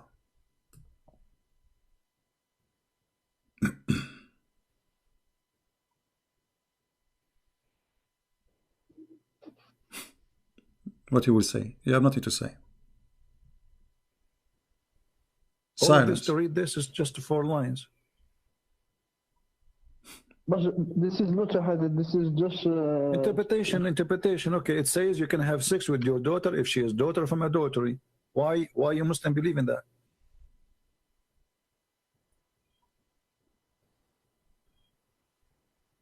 Mute. You have nothing to say. Cowards. Look. Read it, brother. Read in Arabic. Read. Let us hear your Arabic reading. I like. Now, if you go to Mimi Hijab, he will say, liar. It doesn't say that. It doesn't say that. I like Moroccan when they read Arabic. Go ahead. Praise be to Allah. We have an amazing book teaching us that if I have a daughter, she is not the daughter of my wife, but she is my daughter, I can have sex with her too. That's amazing, brother. This is his interpretation. It's true, but this is the interpretation. This is your scholar Al-Qurtubi, and this is not me. This is not a Christian scholar. Why Al-Qurtubi saying that, my friend? Why Al-Qurtubi saying that? Why Al-Qurtubi saying that? He mistaken. Okay. He is not a prophet. He can do any mistake. He's not a prophet. Yes. But the Quran says, okay, let me ask you, according to the scholars of Islam, is your daughter from adultery is considered as your daughter? I don't know about this. How don't tell me you do not know? Suddenly he do not know. The guy is calling me liar. The guy he is calling me to refute me. The guy he know his religion. Suddenly he do not know. We have a Muslim here. He's a Muslim. He claimed to be a Muslim. I will continue playing the video after we see this caller here.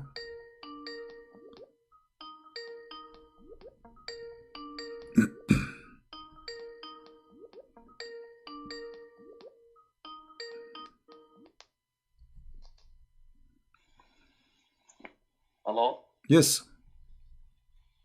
Salam. Salam, you are live on air, my friend. Go ahead. You are a Muslim, right? Yeah. I heard you claim in one of your videos saying that Muhammad was not a merciful man, and I want to show you a hadith. Is that okay? No problem. Go ahead, my friend. Okay.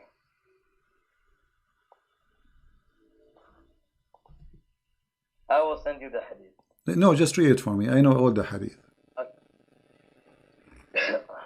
Anas said 80 Meccans came from the mountain of Al-Tanim against the Prophet ﷺ and his companions at the time of the dawn prayer to kill them. And the Apostle of Allah took them captive without fighting them and set them free. Wow, that's amazing. Okay. So what is your response? Okay, I will answer you. So which book you are reading from, my friend? Sahih Muslim and Sunan Abi Dawud. Okay, so you agree with those books, right? You approve them. Yeah, but we're talking about this topic right now. I know, but you are proving those books. So you will not say I don't believe in those books. Okay. Habibi, we're talking about this topic. You're talking about what? We're talking about this topic right now. Yes, we are talking about the same topic. Here we go. I have a hadith in front of me. It says that your prophet, he killed all the children who they have little hair around their pubic area. He slaughtered all the men and even the children if they have little hair around their private part. And the hadith is in front of you.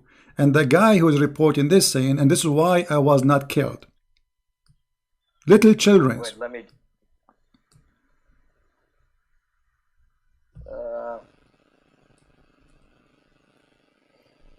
me read it. I was from the topic.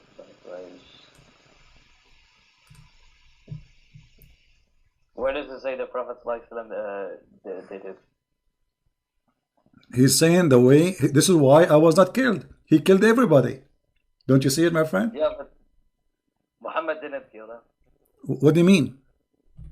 It doesn't say Muhammad killed them. Okay, so who is the one who was killing them? Oh wait, this is talking about Bani Qurayza. Yeah, Bani Qurayza, so they are human, right? Bani Qurayza are human, they are not monkeys. Are they human? Yeah, but they broke the peace treaty. No problem. So why you are killing their kids? But Muhammad did not command this. Some other guy did, and Muhammad said to him, "You have ordered like the commandment like Allah would do." And what the commandment of Allah to do? It says in the front of you that the Muslims, they slaughter everybody from those kids if they have little hair around their pubic. In Middle Eastern, okay, they have hair since very early age. Okay, and do you have a problem with that?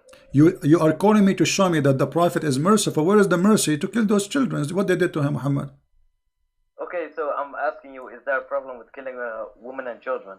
No, I'm answering you. You said to me that the Prophet he released. I'm answering you. Your Prophet he released the captive. Let me ask you, did Muhammad release the captives who they are children or he killed them? My friend, I'm asking you about that hadith. You are the one who called me. Don't change the topic. You are the one who called me. You wanted to show me that your Prophet is merciful, right? No, but I'm asking you about that hadith. Do you have a response to it? That's all I'm asking. The response is very simple. What you said is not true. Because you are saying he's merciful. That's not true. Because the merciful will not do that. Let me ask you then. Did Muhammad he rape a woman before even she arrived to her house, to his house? In the way he just killed her parents. He killed her father. He killed her husband. And he raped her and her name is Safiya. Yes or no? Safiya gave her body willingly to the Prophet, not by compulsion. Who is the one giving her the, what do you mean? She gave herself willingly to the Prophet? Can you show me the reference? Yes. Can you show me the reference he raped her and by compulsion? Okay, I will show you, but you are the one who mentioned to me first that she gave herself to the Prophet. I want to see, are you making things up or you have reference? Sex with him, show me. My friend, are you making things up or you are giving me, or you are going to give me a reference? I'm giving you the true interpretation because you are using your own interpretation. Can you give me the reference? Okay. Raped her. Show me. What? Show me the reference where he raped her.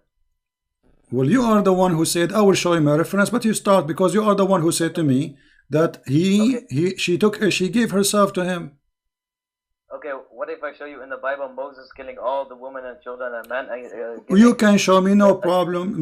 No problem. You know, the Jews believe eye for an eye, and those they attacking them. You know, they are killing. They took them, they raped them, they slaved them, and the Jews they are fighting back. So now don't change the topic. Did Muhammad rape Safiya? Yes or not? Did Muhammad rape Safiya? Did Muhammad rape Safiya? Yes or not? Don't change the topic.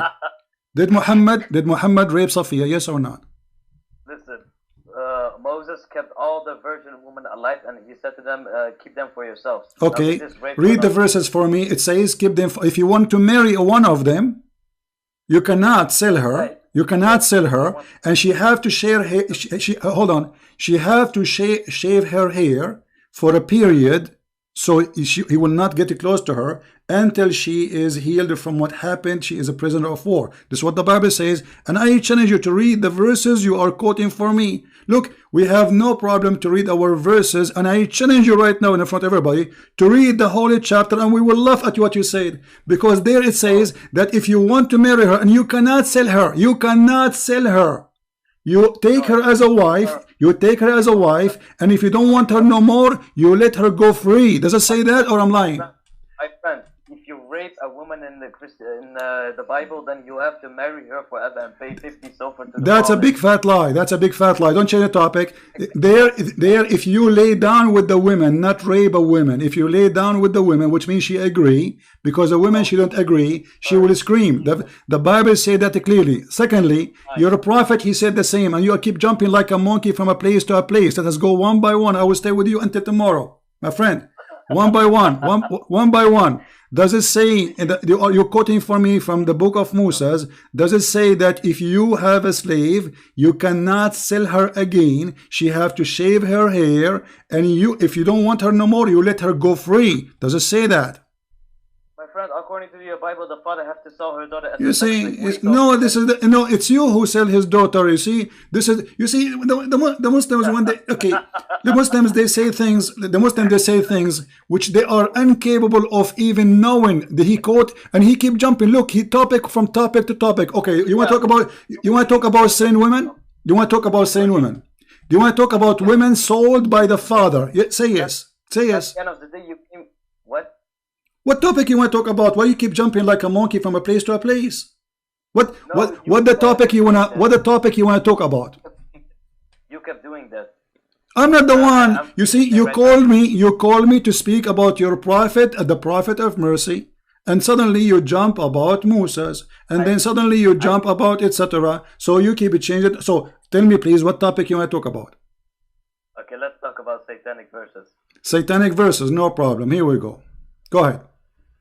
I want to ask you what the problem is with Muhammad receiving the satanic verses and Allah abolishing what he threw in. Okay, so you agree that Muhammad he received satanic verses? Many of the majority of the scholars and tafsir say that this story of Al-Gharanik is a fabrication. But so you just said, everybody heard you. What is your problem with the prophet receiving satanic verses? Yeah, I do it because Ibn Ishaq and two other early books say that he received satanic verses. All right. So can you tell me the story how Allah abolished those verses? How Muhammad he said those verses and how Allah abolished them? What do you mean? Will he receive verses? What the verses? About Allat, Manat, and Al-Uzza. Yeah, what he said about them? Basically, he was like praising the gods of the pagans, and later on he said, no, the pagans were happy with it, and later on he said, no, this is from Satan and not from God. Okay. And I want, okay. So you agree with that? Yeah, because it's in Ibn Ishaq. But wonderful. The majority of the scholars and tafsir say it's a fabrication. Wonderful, my friend. We just heard all of you. What's your name? If you might say, so I can call you. Mahdi. So your name is what? Mahdi. Mahdi. Okay, Mr. Mahdi. You are welcome. I'm glad that you called me. You sound like a nice gentleman guy. Let us not to change the topic, please, one by one. You said you agree with the topic. You agree that the prophet he received satanic verses, but it doesn't say in the Quran that Allah he said, "Can you make Quran like this? Can you make Quran like this?" Right? Does the Quran says that? I'm asking you what the problem is with Muhammad receiving satanic verses. I'm telling you the problem. If the Quran saying nobody can make Quran like Allah Quran, and Muhammad he received Quran from the devil, and he did not recognize that this is not Quran from the devil. That's mean anyone can make Quran, including Shaitan. Yeah, because it was like 3 verses. Alat, Manat, and Al-Uzza. It's like meaning one verse that. It doesn't matter. It doesn't matter. Muhammad he thought it's a Quran, and Muhammad he recited as a Quran, And the Quran says nobody can make Quran like the Quran. So how the Prophet of Allah could not recognize that this is not Quran? Yeah, because Jibril, Muhammad thought that he was receiving from Jibril, but Shaitan, like, he was tricking him into receiving these verses. That's wonderful, guys. Shaitan, he tricked Muhammad and he made him receive those verses. How he tricked them? I have no idea. I don't know. I wasn't there. It's not mentioned in the... Is it true that that Shaitan, he come to him in the image of Jibreel?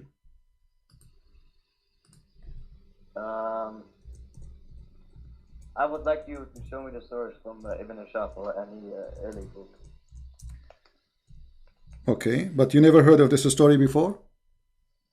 Yeah, I did, but maybe it's true. But I just want to hear your problem with the satanic verses, since Allah okay, no problem. Listen, as long you are the one who agreed that Muhammad, he received satanic verses, and you heard of the story that Jibreel or Shaitan, he came in the image of Jibreel, right?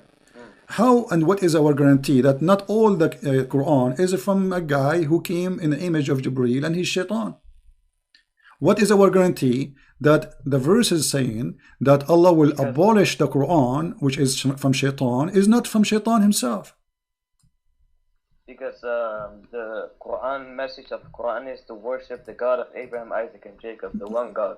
Okay, no problem. But you know, if you worship wrong worship, still you are not following the true God. As an example, you're a prophet, he kissed black stones. You Muslims, you claim that you are not pagans. What is it? Is that from Shaitan or from Allah, kissing the black stone? No, he's doing that because it's holy. It's from paradise. It's holy. Where did Allah say to Muhammad, it's holy, kiss it? No. Okay, why he kiss it then? Because it's holy. Why it's holy? Because it's from paradise. Where it says that? It doesn't say that. Where it says that it is holy stone and it is coming from paradise, so we shall kiss it. Where it says that? Did Allah says that to him? No. So who said that to him? No, because in reality it's holy because it's from paradise. Okay. That's the reason it's kissing. So if a stone is coming from paradise, that make it holy. Yes. Okay. So when you go to heaven, you are going to kiss everything in the ground? No, that's different. That's when we are in heaven, but we are talking about the earthly life. What do you mean? We are now in the earthly life. We are not in heaven, so that's different.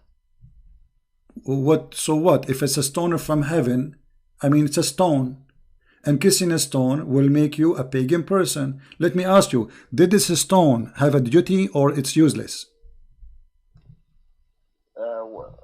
What? What do you mean? The stone, you see, we are talking about Muhammad receiving satanic verses, and obviously Muhammad, he received a lot of satanic verses. One of them is the kissing the black stone. So this stone, is it useless or useful? If you touch it, then Allah on the day of judgment will forgive your sins. Okay, guys, if you touch the stone, Allah will forgive your sin. All right. The hadith says, if you touch the stone in the Yemeni corner, Allah, he erase your sin. How and why Allah will erase your sin for touching a stone? Because that's how Allah is making his creation. If he wants to do that, then he is gonna do that. It's his decision. What? It's a stone. You see? I mean, how easy it is. Just touching a stone will make me lose my sin. Yes. Okay. Why? What is the logic in that? What? Okay. Okay. Why? If you touch, explain to me why if you touch the stone is going to erase your sin. What will happen exactly? Then on the day of judgment, the stone will Allah will make the stone rise, and the stone will say to Allah, this person, as such a person, touched me, and then Allah will forgive him and allow him to enter paradise. That's wonderful. So the stone now became a mediator between the man and God. Is that correct? Sorry? The stone is going to intercede for you. Yes. Okay, but isn't it the Quran says in that day there's no intercession? By his permission. Except by his permission, and the permission given to the stone? What are you talking about? He gives permission to the stone. He gives permission to Muhammad. Okay, so the stone is a person, because you are saying now the stone is going to speak, and the stone is going to have a tongue, and the stone is going to have eyes. Is the stone is a person? According to the Quran, our hands and feet will also speak. Don't change topic. Is the stone, because you said the stone is going to have tongue and is going to have eyes? Yeah. Huh? Yeah. Same for Allah says in the Quran that our hands and feet will on the day of judgment will speak. And maybe this is metaphorical, but the stone literally is going to speak, correct? It is not. Okay, not metaphorically, no problem. Okay, no problem, not metaphorically. So the stone is going to witness for you in the day of judgment. Witness to whom? About what? Isn't Allah knowing everything? Oh, my friend, that is very stupid of you to say. I can raise 1,000 questions for you if you... No, we are talking about making satanic verses. What is my guarantee that this stone story is not from Shaitan? Let me show you something. Did Umar ibn Khattab, he say that you are a useless stone, there's no harm and there's no benefit from you? Did he say that? You said if Prophet would have not kissed it, I would have not used it. Thank you very much. But he said you are a useless, harmless stone. Yes or not? It is not useless. He said that. He said you no doubt that you are a stone, can neither benefit anyone nor harm anyone. Did he say that or not? That is not true. It does benefit because Allah will forgive you. So you are saying Umar ibn Khattab, he did lie? No. Okay, if he know, well, he said the hadith in front of me, and you speak Arabic. Yeah, but that's Umar ibn Khattab. That's not the Prophet. Okay, but if Umar ibn Khattab saying something not true, it's a lie then. No.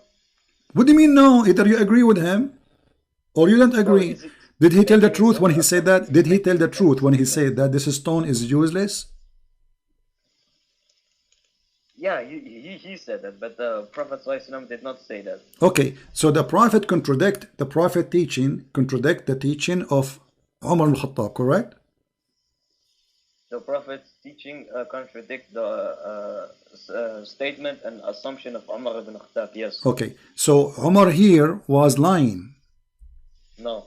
What he was doing he made his own assumption. Okay, how a person who is living in the time of the Prophet all this time, he thought that the stone is useless, and now he is practicing kissing a stone, yet he knew it's useless. Why? How come none of the Muslims says to him, don't say that, it's useful?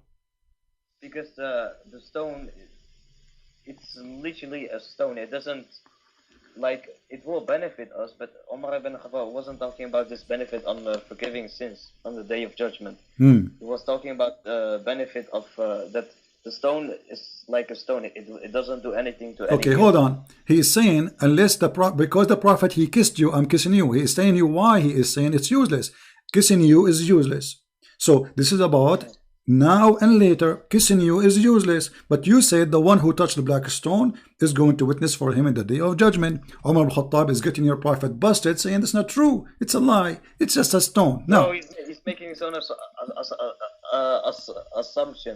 assumption. So he is making false assumption, correct? His assumption is not true. No. Yeah, it's a false assumption. So let me go. So if we go in the Quran, it says that Allah is going to delete what Shaitan he put in your mouth. What Allah will delete exactly? Everything Shaitan through verses. What everything? How we will know what he will delete? How we will know that this verse itself is not from Shaitan? Because Allah will delete everything. Okay, but how we know, how we don't, if Muhammad here is receiving already satanic verses, that means it's possible Allah is not really protecting Muhammad. Do you agree? Because if Allah protecting Muhammad, then how he receives satanic verses? Because in the verse 52 it says tamanna, which means desire and not recite. That's one thing. And another thing is when we look at the message and the teachings of Quran, Allah says, do not oppress the orphans, teach them good, be good to your parents. None of this can actually come from Shaitan. When Shaitan reveals verses, he obviously is going to make disturbing teaching. disturbing teachings with false messages like worship the pagans. Okay. So you are saying to me, if we find disturbing teaching in the Quran, that will make it satanic, correct? My friend, I'm asking you, if we find a lot of good teachings in the Quran, well, Shaitan, he will deceive you. Satan, he will deceive you. As an example, Satan, he might come to you and says, I am, like now, let us say, if I asked you, is the Ahmadiyya as Muslims? Oh, of course not. Okay, so, but the Ahmadiyya, they speak, the founder of the Ahmadiyya, he's claimed that he is the Messiah. He claimed that we should do good, we should do righteousness. How we go? So your logic is not a true logic, because here we go, this guy, he never said go and kill. Actually, he's better than Muhammad. He never says go and rape and kill. He says do righteousness, go give donation, etc. This is the teaching of Ahmadiyya. So if we compare between the Ahmadiyya teaching and Muhammad teaching, Ahmadiyya will win. Yet you claim that the Quran is the book of God because there is righteous teaching. Let me ask you, according to the Quran and the interpretation of the Quran, can you have sex with your daughter out of marriage? Doesn't the Quran make a long verse saying, forbidden unto you are your fathers, sisters, and etc., etc.? Right. Making incest forbidden? Correct. But the Quran too says وَجَعَلْنَاهُ نَسَبًا وَصِهْرًا, and this is the interpretation. Actually, before you call. I don't care about interpretation. I care about the facts about Quran and Hadith. You don't care for the interpretation. That is very good. So, if we ask you who is going to give interpretation, you say me, you. Sorry. Who is the one who will give us the interpretation, the correct interpretation for this verse? You said, I don't care for interpretation. As long it doesn't contradict Quran and Hadith, then it is okay. Okay, my friend, it doesn't contradict the Quran because it says you can have sex with your daughter from adultery, not from marriage. And the Quran says, وَجَعَلْنَاهُ نَسَبًا وَصِهْرًا. Everything really. Okay, according to Islam, let me ask you. According to Islam, if you have a son or a daughter from adultery, can she carry your name? What does that mean? Can she carry your name? Which means she can carry your last name. She can be accepted by you and society as Islam, according to Sharia law, that they are your sons and your daughter. If it's in the Hadith and the Quran, then yes. No, according to Islam, and I challenge you, according to Islam, if you have a son from adultery, he cannot be your son. Even your prophet, he said that al-waladu lil-firash waz-zani lil-hajar, which means the one who is the son of adultery, he will be considered the son of the one who owned the bed, not the real father. Do you agree? Habibi, I would like to get back to the topic about. We are in the topic. We're on the topic. We're on the topic. So you agreed and you admitted that the interpretation of Islamic scholars agree that you can have sex with your daughter. Yes or no? No. Okay, it's in front of you. Read it for us. Okay, read it for me, please. Read it for me. Here we go. It's in front of you. This is Tafsir al-Qurtubi. Like get back to the topic, please. We are back in the topic. This is disturbing teaching. No, I would like to talk about your problem with satanic verses. Because my friend, we are talking about the satanic verses because I believe this is from Satan. That there's a prophet, he come to us and he say, you can have sex with your daughter from adultery. Wait. I heard you say in one video, the Quran gives not authority to Shaitan over Muhammad, yet Shaitan controls him. I would like to prove that that's very false. That's very wonderful. Okay, so you are changing the topic, but it's still close because we are talking about satanic verses. Shaitan control Muhammad or not? Let us see if this is true. The satanic verses, number one, proving that Shaitan controlled Muhammad because he controlled his tongue, he controlled his mind. He made him say things which he should not say. This is number one. Number two, your prophet, according to the Muslims, he was under the control of a black magic. Is that correct? Black magic is not Shaitan. So what it is? It is magic revealed by Harud and Marut. Okay. It has nothing to do with Shaitan. Okay, so your God Allah, he sent two angels to open a school of Harry Potter, and they teach magic. But who is the one who will use? You are the one saying that to me. Why you are laughing? Chapter 2, verse 102, it says, Allah, he sent Harut and Marut in the Babylon tower to teach magic, correct? Yes. Okay, so they open a school of magic of Harry Potter in the Babylon Tower. Now, who is the one who learned from them the magic? The two angels. Who is the one who learned the magic from them? The people of Babylon, whoever wants to learn. Okay, read for me please, chapter 2, verse number 102. It says that Sulaiman is not a kafir but shaitan. They are the kuffar, who they are teaching the magic. Does it say that? Sorry, can you show me? Okay, with chapter 2, verse 102. It's on the screen. You can read. English is not that good. No problem. Here we go. وما كفر سليمان ولكن الشياطين كفروا يعلمون الناس السحر وما أنزل على الملكين ببابل هاروت وماروت. So who is the one who is practicing the bad magic on mankind? Is shaitan. The Quran says that. So your prophet was controlled by the black magic, controlled by shaitan. No. The two angels teach magic, but Allah says in the Quran that whoever does accept teaching this magic, he will enter hellfire. My friend, does it say there that shaitans are teaching magic? Yes or no? Am I lying? No. Okay. No what? So wait, Habibi, I will call you back in just 2 minutes. No, don't call me back. Where you want to go? I'm enjoying conversation with you. You are a scholar. Wait. My mother, I will call you back. I'm not going to stay here forever, my friend. Tell your mother this is important. You are defending Allah. He hang up. Shaitan controlled the Prophet. Shaitan, he agreed that he received satanic verses. Muhammad is under the influence of a black magic. He says things he is not aware of. He do things he is not aware of, and yet we can trust him to be a prophet. I mean, what is more proofs we need that Muhammad is a fraud? You know?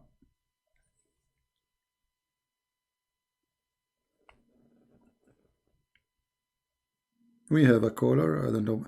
This is a different caller. We want to take the same person. We want the same person to call, please.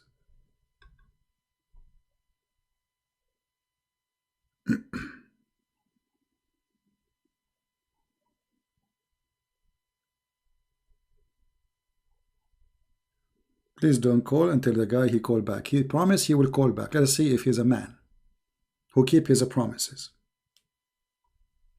And he is the one who chose satanic verses. And you notice how Muslims, they change topics so fast. From a place to a place to a place to a place. All of them do the same thing.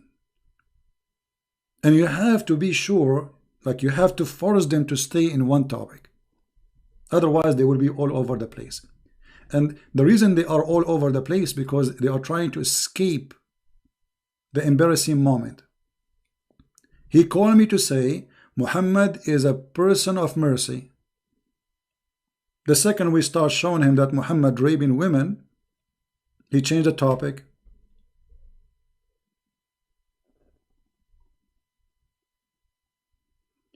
My voice is on and off.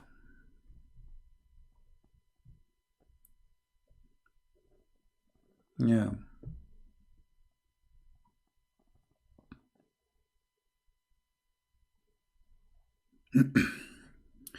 Yeah, I apologize. My voice is on and off because the internet is bad. So you have to be. Here we go. He's calling back. Look like he is keeping his promise. That's good. Hello? Hello? Yes. Yes. Okay. So my friend Mahdi, thank you for calling back first. Now your prophet is under black magic. Black magic is what it is? Is it an evil thing? It is like a handwork of shaitan. Okay, it's a work of shaitan. That's wonderful. So by the work of shaitan, Muhammad was controlled. How shaitan was controlling Muhammad according to you? No, black magic. It was controlled. It was okay, but the black magic. Why is it okay? Is this magic is good or evil? I'm gonna explain it. If someone wants to use black magic, he can make the person they will use the black magic on crazy, or they can do whatever they want. They can like divorce his wife. Okay, so you are saying that the one who did the black magic to your prophet, he made him crazy. If someone wants to, yes, but this black magic only lasted for 1 year according to Ibn All right. Okay, hold on. So your prophet, according to you, okay, my friend Mahdi, your prophet, he became crazy because of the black magic, and you are the one who said they can make you crazy. So your prophet became crazy because of the black magic. How we can trust a crazy man, as you said, to be a prophet of God? It was only for it lasted only for 1 year according to Ibn Ishaq. One year? Okay, 1 year. How many Quran he made when he was crazy? Guys, our friend Mahdi, this is very important, he said, he was crazy, Muhammad was crazy for 1 year only. Okay, how many years Muhammad was a prophet in his lifetime? 23 years. 23 years. So we can say that at least maybe 1% of Muhammad's life, he was life as a prophet, he was crazy. So during the 1 year of Muhammad being crazy, according to you, how many chapters Muhammad he made? But he was crazy. When he was under the influence of... Can you speak louder, please? I don't hear you, my friend. Can you speak louder? Can you speak louder? Oh, okay. When Muhammad was under the influence of black magic, Allah subhanahu wa ta'ala revealed 2 surahs. One, I forgot the name of it. One is Surah Al-Falaq, which has 5 verses, and the other surah has 6 verses.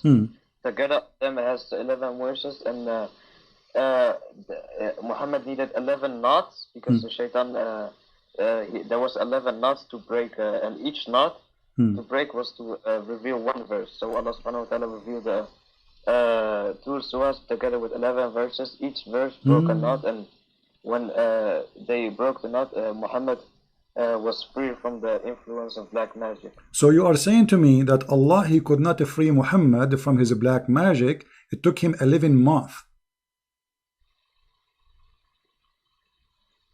It took each verse was able enough to break 1 knot. Right. So this is Allah, he sent those verses to get Muhammad out of the black magic. So it took your God Allah 11 months period so he can take Muhammad from the black magic. Don't you think this is a very weak God? It took him 11 months to fight a black magic made by somebody. I mean, what kind of God? He cannot release his prophet from a black magic for 11 months, and you are the one saying it took him to break 2 knots. And what those knots is about? What about? Tell me about the knots. So if I make a knot for you, I can control you? No, but it's pretty hard to explain because it's not explained in the Islamic sources. But basically, when Allah says in the Quran that Muhammad will be tested with a lot of tests, like all tests before Muhammad, all the prophets Allah made before Muhammad, like a lot of examples I can show you. But okay, show me an example of a prophet was controlled by knots. Why are you saying knots? You just say black magic. It's you are saying that, and the Quran saying that. You are the one who mentioned knots. This is in chapter of Al-Falaq, chapter 113. It says, وَمِن شَرِّ النَّفَّاثَاتِ فِي الْعُقَدِ وَمِن شَرِّ فَاسِقٍ إِذَا وَقَبَ.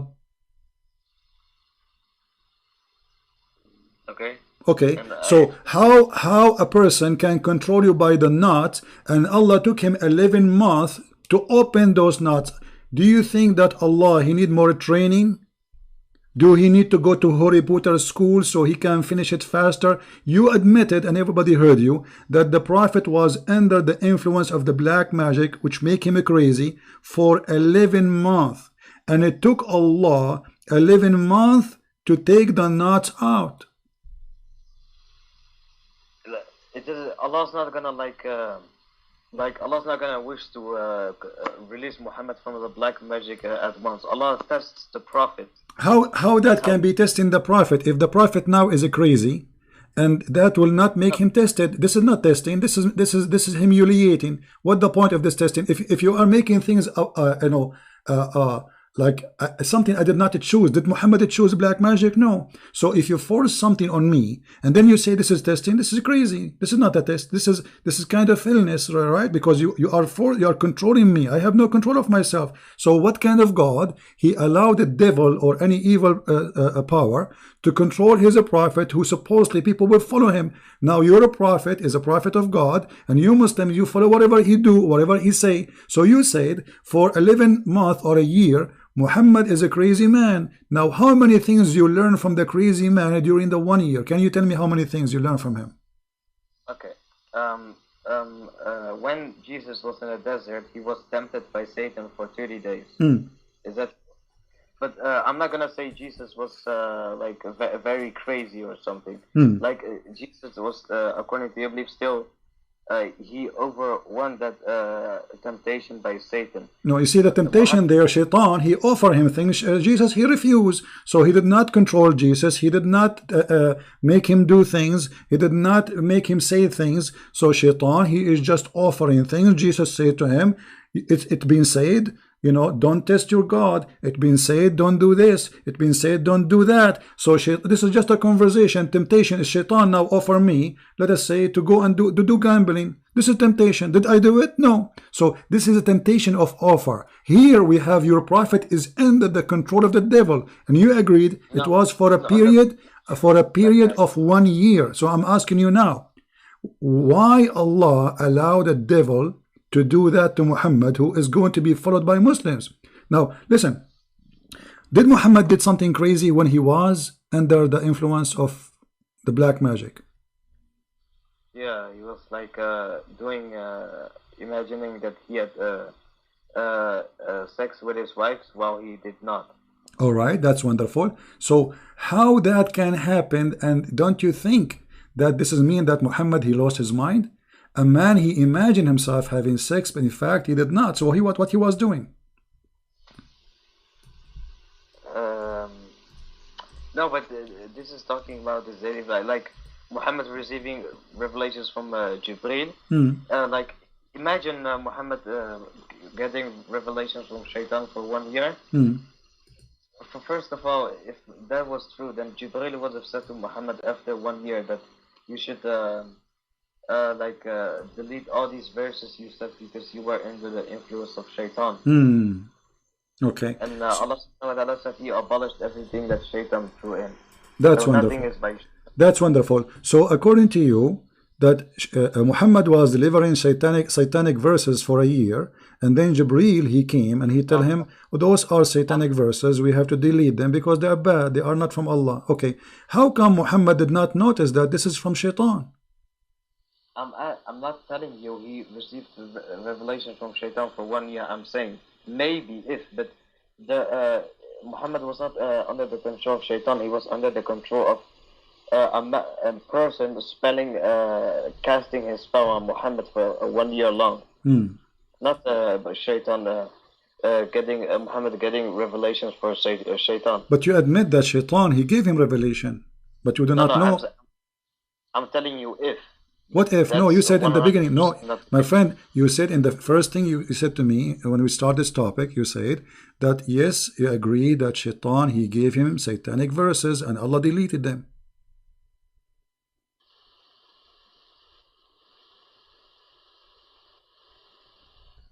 Sorry, your mic is cutting off. What I said, you agreed from the beginning. You said yes, Allah, he gave satanic verses, and Muhammad, he received those satanic verses, and Allah deleted them. Allah gave satanic verse to Muhammad? So Shaitan gave satanic verses, and Allah, he deleted them. But when we look at the satanic verses, and Ibn Ashaq and the other early sources, it only mentioned the verse of Alat, Manat, and Al-Uzat. It doesn't mention other verses. Imagine Muhammad was, if Muhammad, I think 100% not, got the revelation from Shaitan for 1 year, then it would have also mentioned that. That is wonderful, guys. But you see, the Quran never mentioned that this is about the satanic verses, the one you are talking about. It says Allah will delete whatever Shaitan he gave, correct? Yes, but when we go to the not interpretation, but like Ibn Ishaq, Life of Muhammad.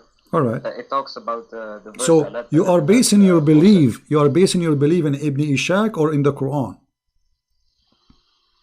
Both. Both. So if Ibn Ishaq, he said that he received more satanic verses, then we have to accept that, correct? Can you repeat that? If Ibn Ishaq, he said that Muhammad received many satanic verses, then we have to accept that. Ibn Ishaq never said Muhammad. Okay. Well, the Quran said that Muhammad, he believed that the sun set in murky water. Why Allah will say such a stupid thing? This must be shaitan. What do you think? Okay. Does the Quran say that the sun sets in the murky water? Yes or no? In the Quran, don't you know? Okay, but first of all, Allah never says in the Quran that the sun sets in a murky water, except when narrating someone's story. Okay, what the story says? It says he found the sun, right? Yes. Yes. Okay, he found the sun where? He traveled and he found the sun setting in the murky water. Then he traveled again. Thank you. And he found So who is the one is talking? Is Allah. If Allah, he says he found that, that's mean he is reporting what he found, not opinion of the guy. If I say to you, Mr. Mahdi, he went to Baghdad and he found Baghdad very dusty, or there is a sandstorm. So I am not telling you what he is saying. I'm telling you what he found, which means this is what is true. Yeah, because Al-Baghdad is not in space. That is very stupid example you just gave. What do you mean? Well, what do you mean? Does the hadith confirm the Quran in chapter 18, verse 86? If there's a hadith, you are saying, if there's a hadith? Yeah, and I'm asking you, does the hadith confirm chapter 18, verse 86? I don't know. Do you know any hadith confirm it? Anyways, there are two narrations from Abu Dahar, Abu Dahar only. No one narrates this. Aisha, Anas bin Malik, only Abu Dahar, which is suspicious. He says that Muhammad said the sun sets in warm water, Hamia, but in chapter 18, verse 86, it says that it sets in murky water, Hamia. It's the same word. Hamia and Hamia is the same, my friend. Hamia and Hamia is the same. No, they are not the same. No, it's the same. Go and open the dictionary and you will see it's the same. Both is a hot water, and it's a murky. So the hadith, aren't you the one who says, okay, don't you Muslims, you say that if the hadith confirm the Quran, we accept it? Okay, does the hadith say that the sun goes underneath Allah's throne, which is above the seven heavens, but chapter 18, verse 86 says it sets under the lowest heaven? Isn't that a contradiction? No, hold on. Okay, hold on. Allah, okay, the sun go in the murky water, but where is Allah is located? Sorry? Allah, where is Allah is located? That's not the question. This is the question, because the sun is going under the throne of Allah, correct? According to the hadith, but according to chapter 18, verse 86, if it's literal, then it doesn't. Okay. No, I'm asking you, where Allah throne is located? Allah's throne, above the seven heavens. Is it located over the water? Yes, but in chapter 18, verse 86 says it sets on the lowest heaven, on earth. If it's literal. No, my friend, okay. I want you to read, okay, my friend. Let us do this. Oh, wait. Do you accept your prophet explanation, or you don't accept your prophet explanation? No, my prophet didn't say that. The one who fabricated this hadith, he did not know that Muhammad said that Allah is above the seven heavens. Okay, no problem. Let us see. I'm going to show you a hadith in the screen, and you tell me, if you agree with your prophet or your prophet is making crazy stuff. No, let us see. Abu Dahar or someone in the chain of narration made a fabrication. Okay, I'm going to show you a very sahih hadith, my friend. Is that fair? Is that fair?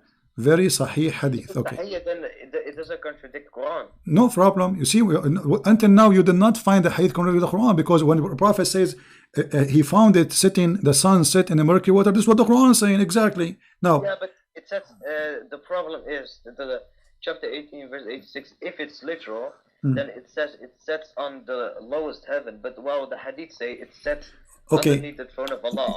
What a chapter you said again? Give me the chapter. What chapter number, please? Chapter 18, verse 86 says, it sets on earth, on the lowest heaven, but the hadith say it sets above the 7 heavens. Now, how can this be?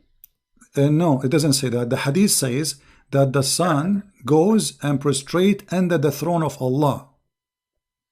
And the Quran is a contradiction to that if it's literal. No, hold on, no. Yes.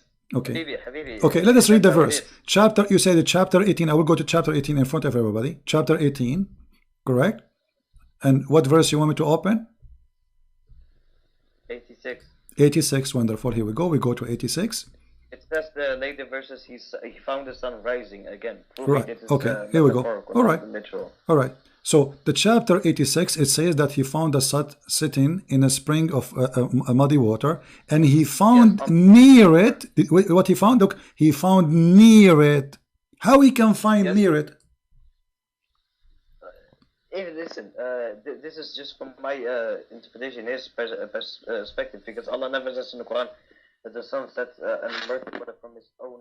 My friend, it says it's Allah speaking, not the guide. Allah, he said, until he reached the sitting place of the sun. Where is the sitting place of the sun? I do not need to go anywhere. I can right now, as I speak to you, I am next to where the sun set, because sun set everywhere. So it says here that he go in a journey. Allah want to tell us a story about this man. He went in a journey and he followed away, and he keep going until when he reached the sitting place of the sun, and he found it sitting in a spring of a muddy water. So this is a report about a point of arrival.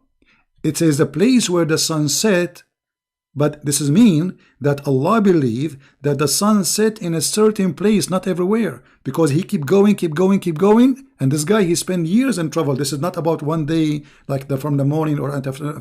This is years of trip. So he explored the whole world. He arrived where the sun set. He found it sitting in a spring of muddy water.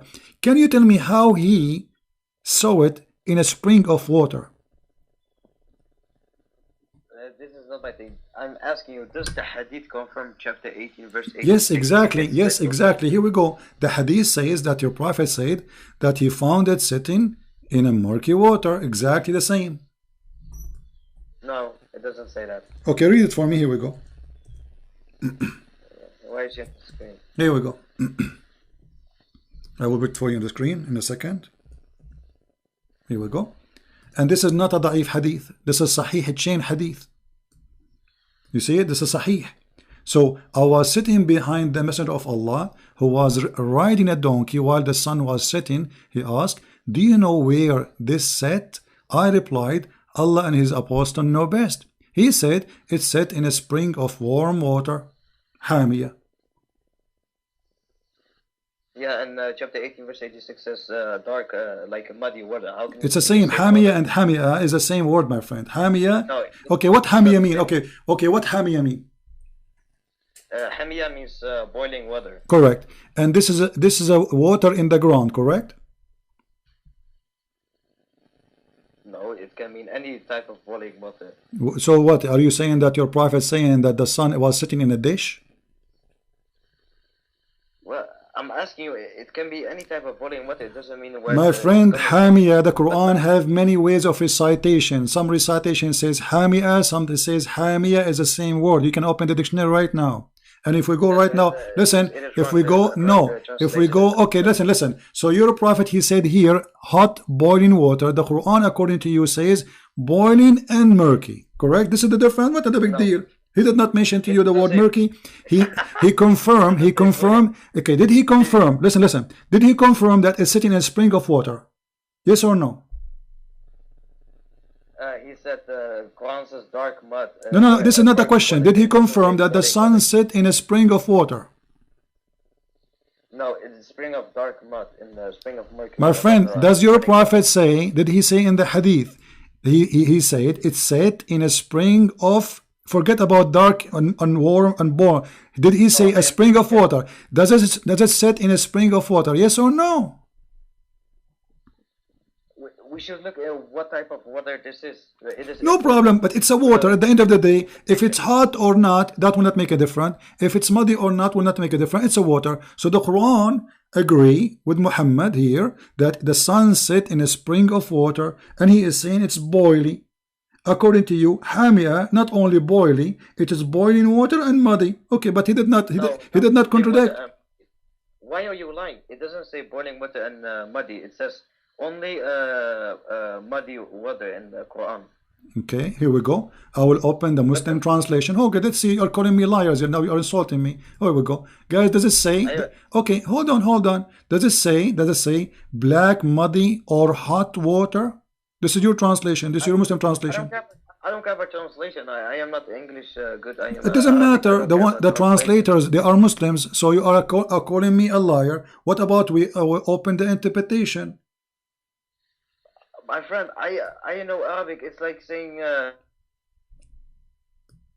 Saying what? You're giving stupid. I know what the word hami means. Okay, what the word hami mean? Listen, Habibi. What is the word hami mean? What is the word hami mean? According to who? Muddy water. Okay, according to who? Muddy water. According to Arabic. What do you mean according to? Is that according to dictionary or according to you? According to a dictionary as well. What are you talking about? Okay. So it's a muddy water only. It's not a hot water, correct? No. Listen, you are not getting my point. The hadith say that the Quran, the hadith say that the sun sets above the 7 heavens, and the Quran says on the lowest heaven. If we were to take the hadith as sahih and the Quran is literal, then the Islamic sources say that the sun goes to the underneath throne of Allah. The sun goes out of the orbit and returns in the morning in the orbit. It doesn't say it sets on earth in a muddy spring, because the hadith and the Quran, where the sun sets, is a total fabrication. It's a total contradiction. Okay, but this is mean the Quran is false because you just said there's a contradiction. Or I'm asking you, the one who, if this hadith is a fabrication, then the one who fabricated this hadith didn't know that Muhammad said. Let me ask you. Allah is above the 7 heavens. Mahdi, let us take it one by one. Here, this is Sahih al-Bukhari. This is a very Sahih hadith. I'm going to put it in the screen. Your prophet believed that the sun goes every day from the east to the west to prostrate itself under the throne of Allah. Do you agree with your prophet, or he's lying? I don't believe this hadith is sahih because it is contradiction to Quran. This is Sahih al-Bukhari. Yeah, so what? This is only narrated by Abu Dahar. It is okay. not narrated by Aisha. Okay, but your prophet quoting the Quran, and he said, and this is what it's. The sun runs into its fixed course. Chapter 36, verse number 38. So this is in total agreement with the Quran. Chapter 36, verse number 38, it says, and the sun runs into a fixed course. And Muhammad saying, and this is what it's meant, that the sun run into so let us make it clear. In order for Mahdi to get escape, Mahdi, I will give you time to talk. Mahdi, hold on. In order for you to get escape from the disaster, you are now saying that the hadith of Bukhari is lying, Christian Prince is lying, Umar al-Khattab is lying, everybody is lying. Habibi, listen to me. Chapter nowhere does it say Muhammad said this is the meaning of the statement of Allah. It says that. Read it, my friend. Read it in front of you. Read it. This is your prophet saying that. This is the translator putting his own interpretation. No, here we go. This is the Arabic. Here we go. Read the Arabic. Go ahead. You translate for us. No. This is the Arabic. Read the Arabic, please. My friend, read the Arabic. Read the Arabic. Don't play games. Please be honest. The Arabic in front of you.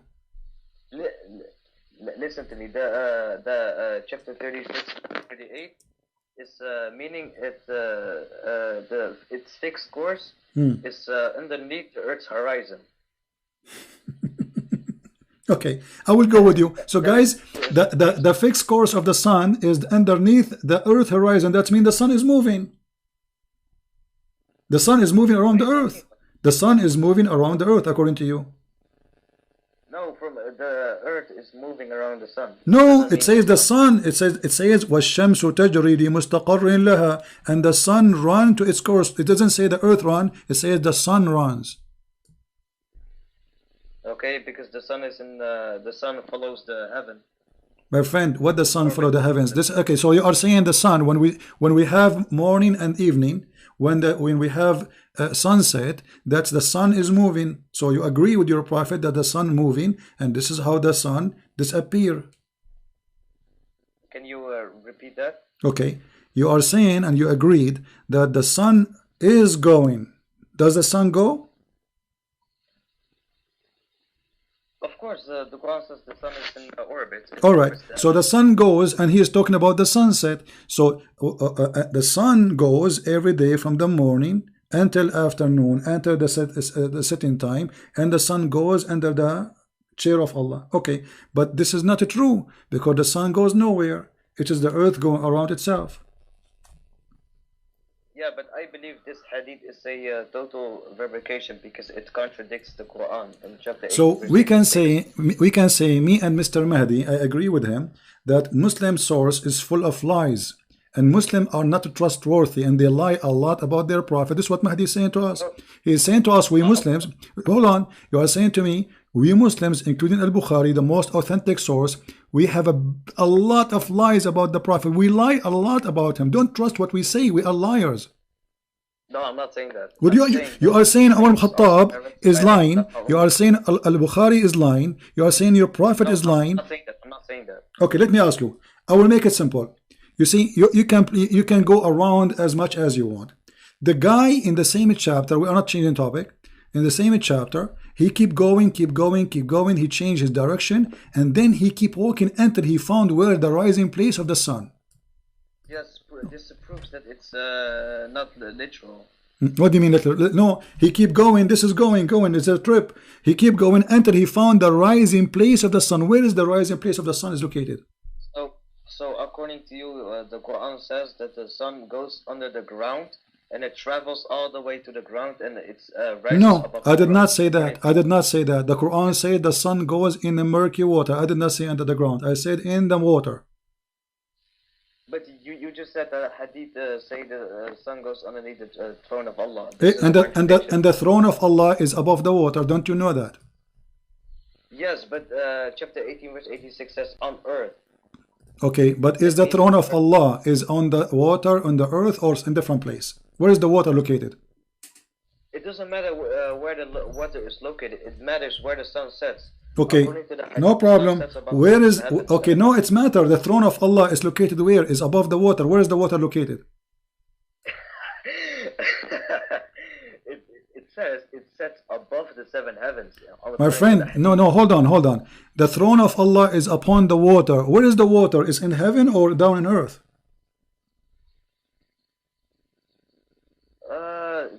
The heaven, the throne of Allah is above the heaven. So in the heaven, Allah throne over the water in heaven.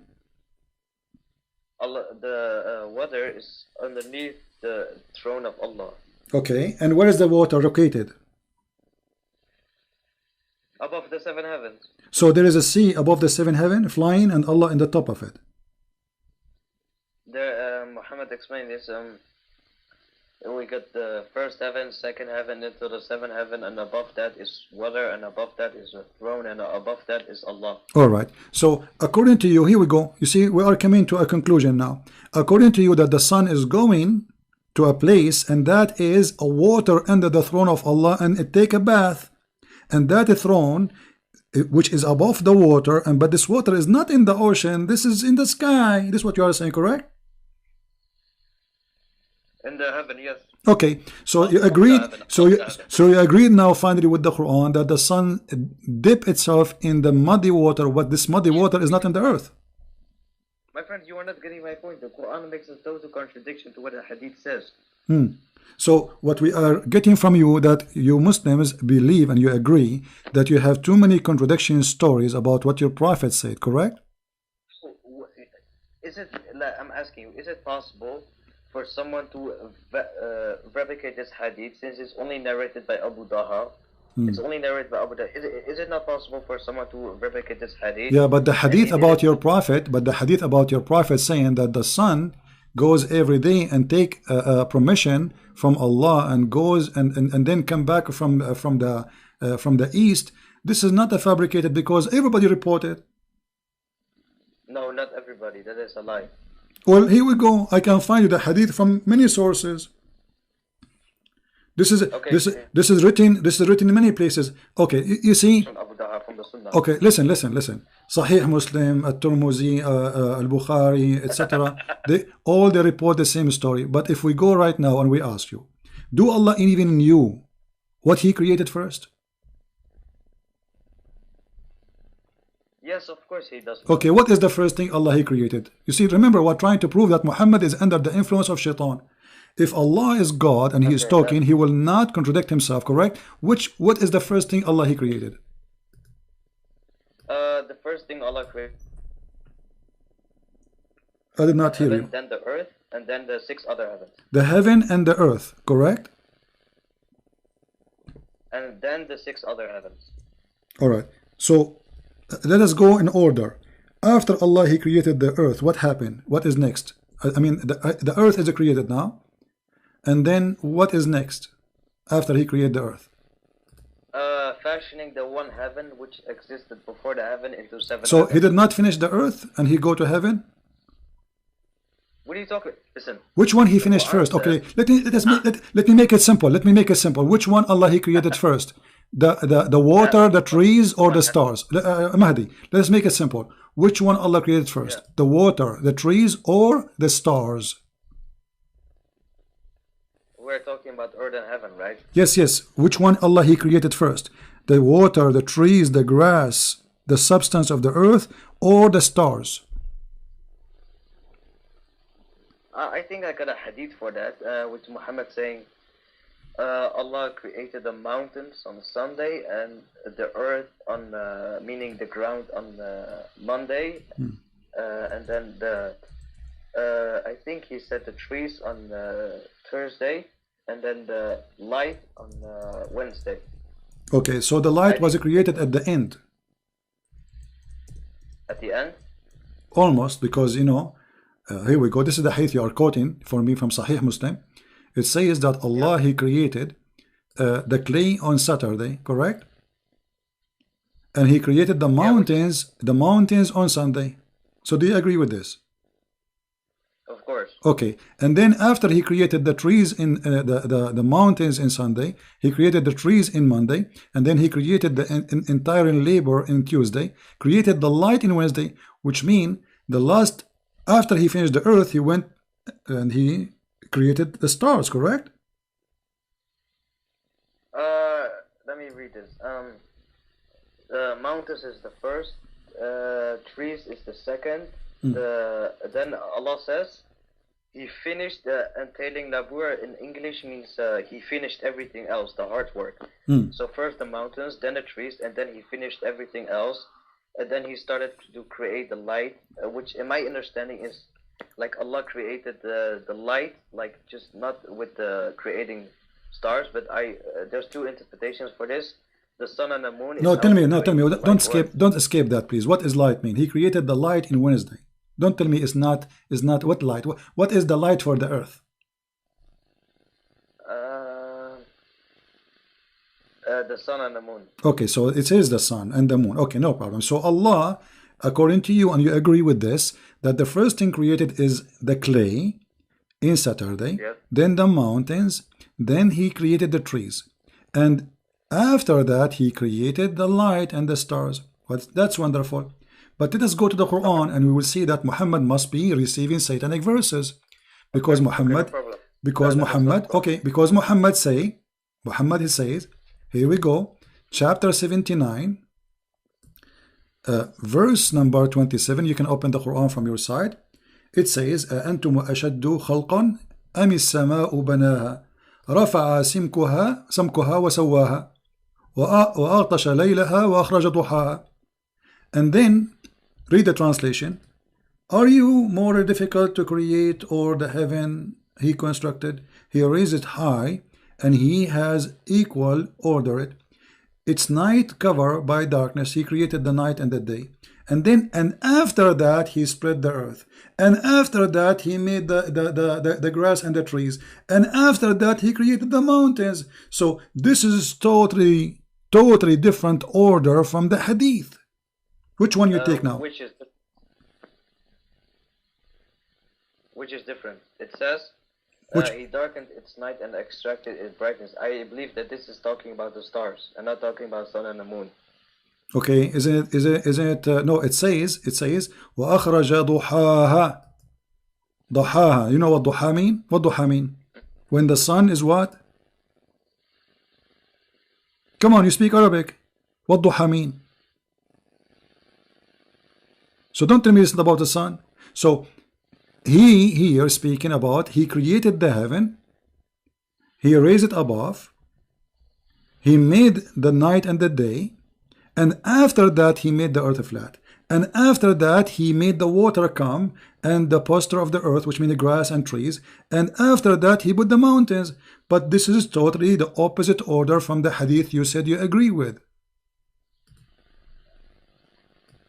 Let's see, the hadith it's well, you don't have to mention the heaven, because it says here he darkened its night and brought out its brightness. I believe that this is about the stars. My friend, is the sun is a star? It says duhaha. What the word duhaha mean? Yeah. It doesn't say the sun. It doesn't say Shamsu. Okay, he says he created the light in Wednesday. We have only one light. He's talking about how he created for us what we have. What is the light we have in the earth? Is the light of the sun, maybe the light of the moon. Yeah, but the Quran doesn't say the sun for the light and the sun, the light for the okay, no problem. But when the light is created, you see the Quran says clearly that the first he created it was the heaven, and then after that, after he created the heaven, he lifted up, and then after that he made the day and the night, and after that he made the earth flat. Correct? Made the day and the night. Where do you read that? It says in chapter 79, verse number 30, 29, 28. It's in front of you. 27. And then after that, he put the mountains. So here the mountains is coming at the end. In the hadith, the mountain coming in the beginning. Here the water is coming as... Let me read that.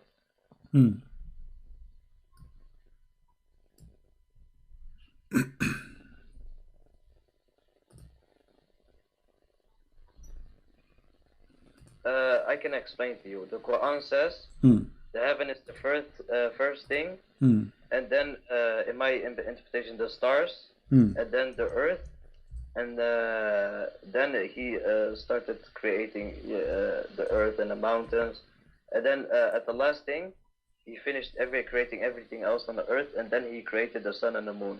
Okay, wonderful. So which one do we accept now, the hadith or the Quran? Because I just told you both. You have to listen to what I say. No, I did not listen to what you say. What you are saying to me, it's not the hadith saying, listen carefully.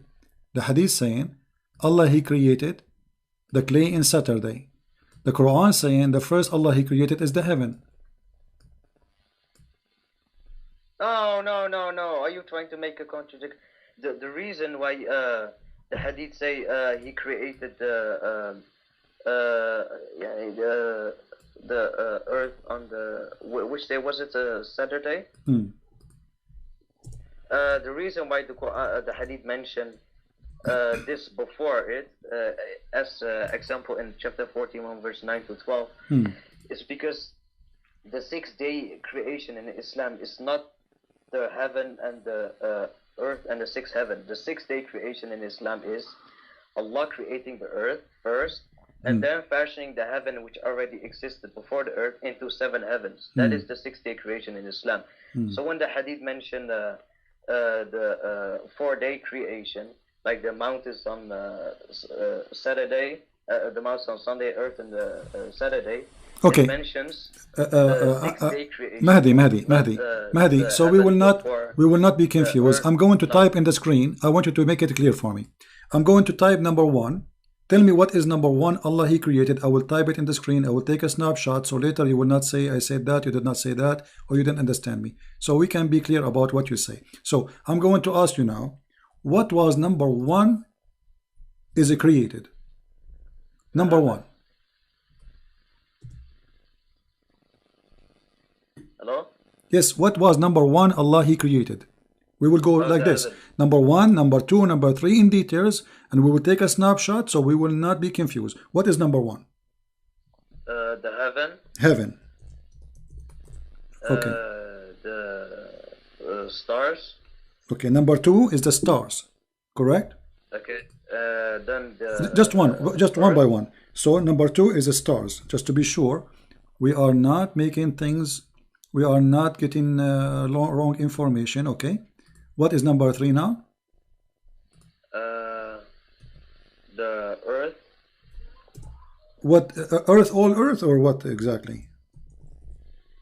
The earth in the 4-day creation. Okay, earth in 4 days of creation. Okay, in 4 days. Wonderful. All right. Now, what is number four? The sun and the moon. Number four is the sun plus.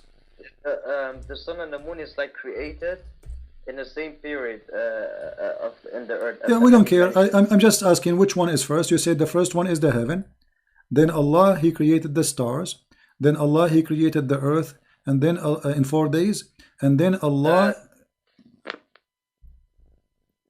The hadith basically mentioned the earth being created in the same period with the my friend, don't explain to me now. I want you to give me the orders. When you say the earth created in 4 days, what do you mean the earth created in 4 days? What is exactly created? Everything in the earth?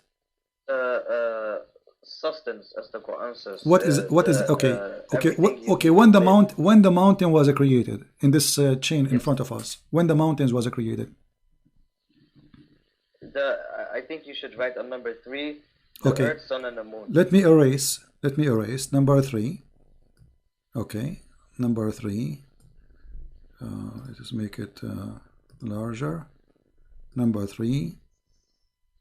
Okay, so number 1 the heaven, number 2 the stars, and now number 3 is what? The earth, moon, and the sun. No, give me details. What, moon and sun? The earth, when He created the earth, He finished all the work on the earth, or He just created the earth?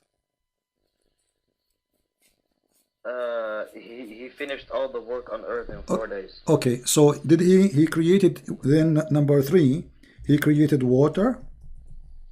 Do you agree? And trees? Plus? Yes. Plus trees. And then when the mountains was created? And the mountains too? Yeah, all in the same period of 4 days. Okay, plus mountains. All right, that's wonderful. So this is number 3. And then what is number 4?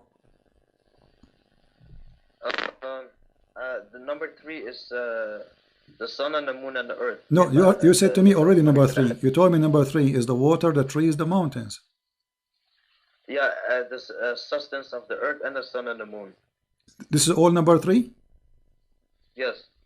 But which one will be first, the water or the sun and the moon? The water. The water. So that means we keep it in order. Number 3 is water, trees, and mountains, and then number 4 is sun and moon. What is next? Anything else? Let me see.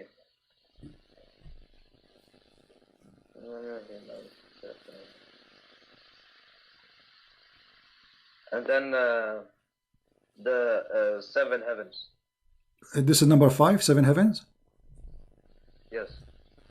But I thought you said number 1 is heaven.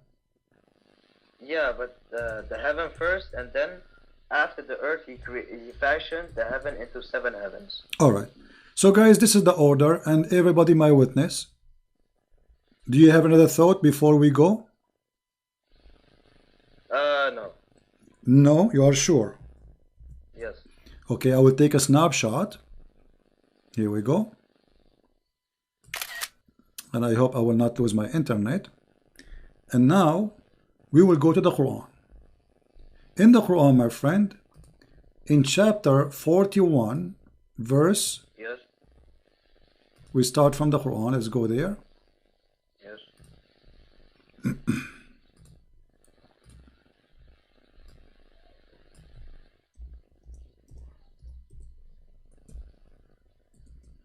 Allah subhanahu wa ta'ala fashioning the heaven into no problem. Just wait. Everybody saw what you said.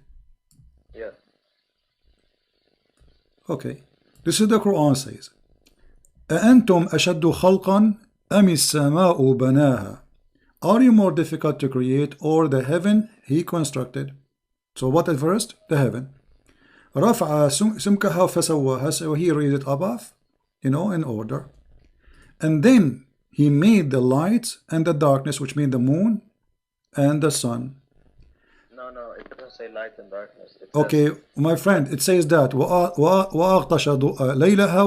he made night and he made a day. It says that in front of you. Does it say the word night and the word day? Duhaha, the daytime. We can open the interpretation. No, duhaha is when he spread the earth. Stop lying. Okay, here we go. He said stop line. I'm going to open interpretation. What interpretation you accept? My friend, Muhammad, you explained in the hadith. My friend, you just said I am lying. So either you are lying or me. One of us have to get busted immediately. No. Which interpretation you accept to show you that this is about creating the day and the night? I believe myself that this is about creating the My friend, you just said to me, you are lying. You accuse me of lie. This is a shame. Shame on me to lie. So now, if you are sure this is what it's mean, what interpretation you accept?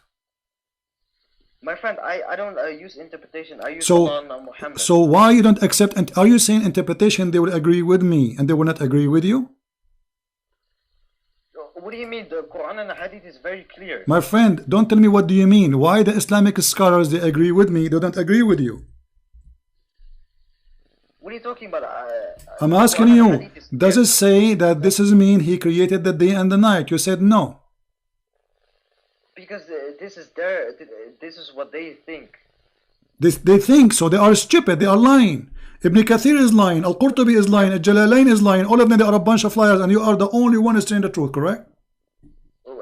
No, I'm saying this doesn't specifically have to mean the sun and the moon. Don't tell me don't specifically. Based on what? If we go right now to the dictionary, what the dictionary says about duha?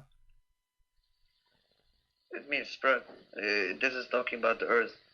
Why are you lying? Well, I have all the interpretation in the world in front of me, and all of them they agree with me. This is Tafsir Ibn Kathir, and you speak Arabic. Can you read for me Ibn Kathir? My friend, I don't care about Ibn Kathir. Okay, so Ibn Kathir accused you to be a liar because he agreed with me. Okay, what about Al-Jalalain? They can be wrong. Okay, so Ibn Kathir is wrong. Okay, Ibn Kathir is wrong. What about Al-Jalalain? He's wrong too. He says, and you can read it, أبرز نور شمسها وأضيف إليها الليل. Does it say that? So Al-Jalalain is a liar too. Okay, what about At-Tabari? Why do you have to mention scholars? I just because you are accusing me of lying. One of us is lying, so the scholars they are lying too. No, they're not lying. They say what they think. Ah, so why they think they don't speak with Arabic? They are from Afghanistan.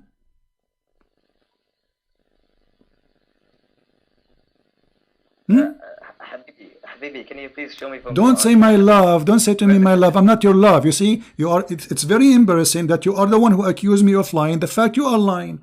All the scholars agree that this is the day and the night. And look what happened now. Look what happened. Hold on. You are the one who said, and I'm going to put what you said about the order of the creation. And I'm so glad I took a snapshot because you will swallow your tongue in a second. And already you are doing that. You are saying. No, this is not the day and the night. It says the day and the night. Look what you said.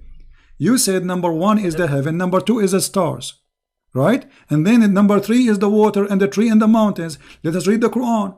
It says, وَالْأَرْضُ بَعْدَ ذَلِكَ دَحَاهَا. After he created the sky, he made the light and the night, and the day and the night. And then after that, he made the earth flat. And after that, he made the water come out and the pasture. And after that, he made the mountains.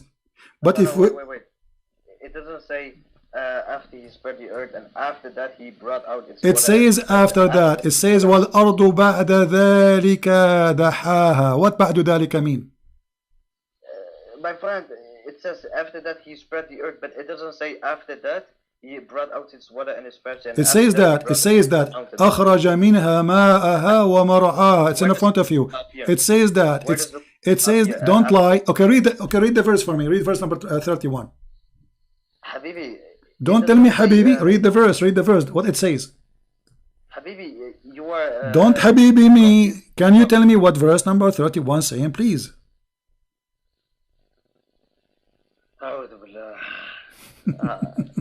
And now I understand why scholars like Muhammad Hijab do not debate you. Muhammad Hijab is a scholar. Muhammad Hijab is an idiot. You know more than him. You are more brave than Muhammad Hijab. Do he dare to call me or let me even talk to him? He don't dare.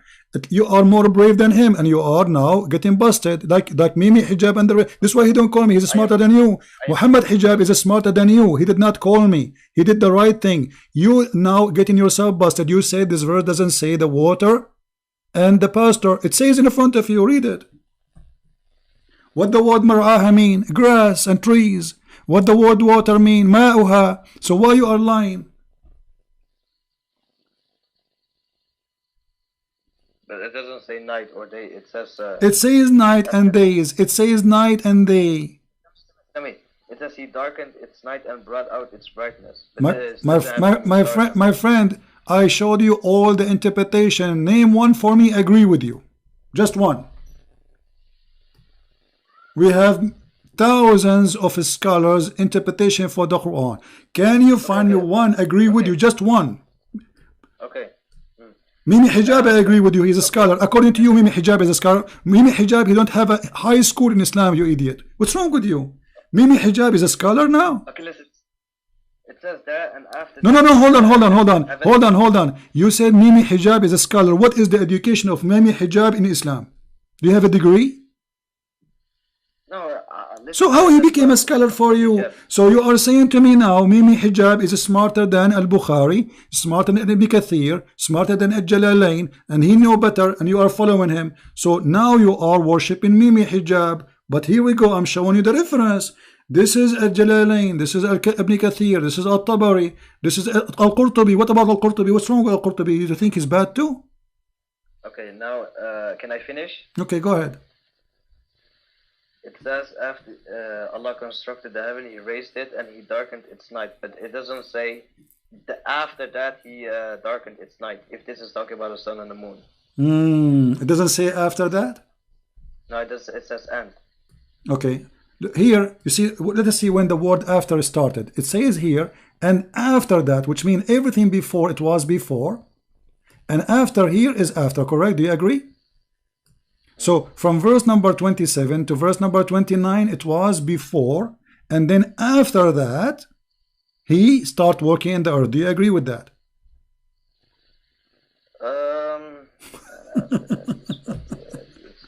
I mean, it's simple. Sorry? It's very simple. Does it say in verse number 30, and after that, which means whatever before happened, it was before. Yeah, but it says after that he spread the earth. It doesn't say... After what? After that what? After what? After that what? I'm saying, it says on the chapter 30, in verse 30, it says after that. But after that, on the next verse, it doesn't say after that. It just says and. No, he continue. It says, and after that, and he continue. After that. After all of this, after he made the sky, after he lifted us up the sky, after he made the day and the night, and after that, he made the earth flat, because the ha mean earth flat. And after that, he made the earth, he brought the water and the substance. And after that, he made the mountains. So the last thing he created... Your mic is cutting off. Huh? Your mic is cutting off. Can you please... I'm saying the Quran make it clear that first Allah, he created the sky. He made the day, he left the sky up, he made the day and the night. And after that, he made the earth flat. So after the word after that, anything after, and it says and. So he continued about after that.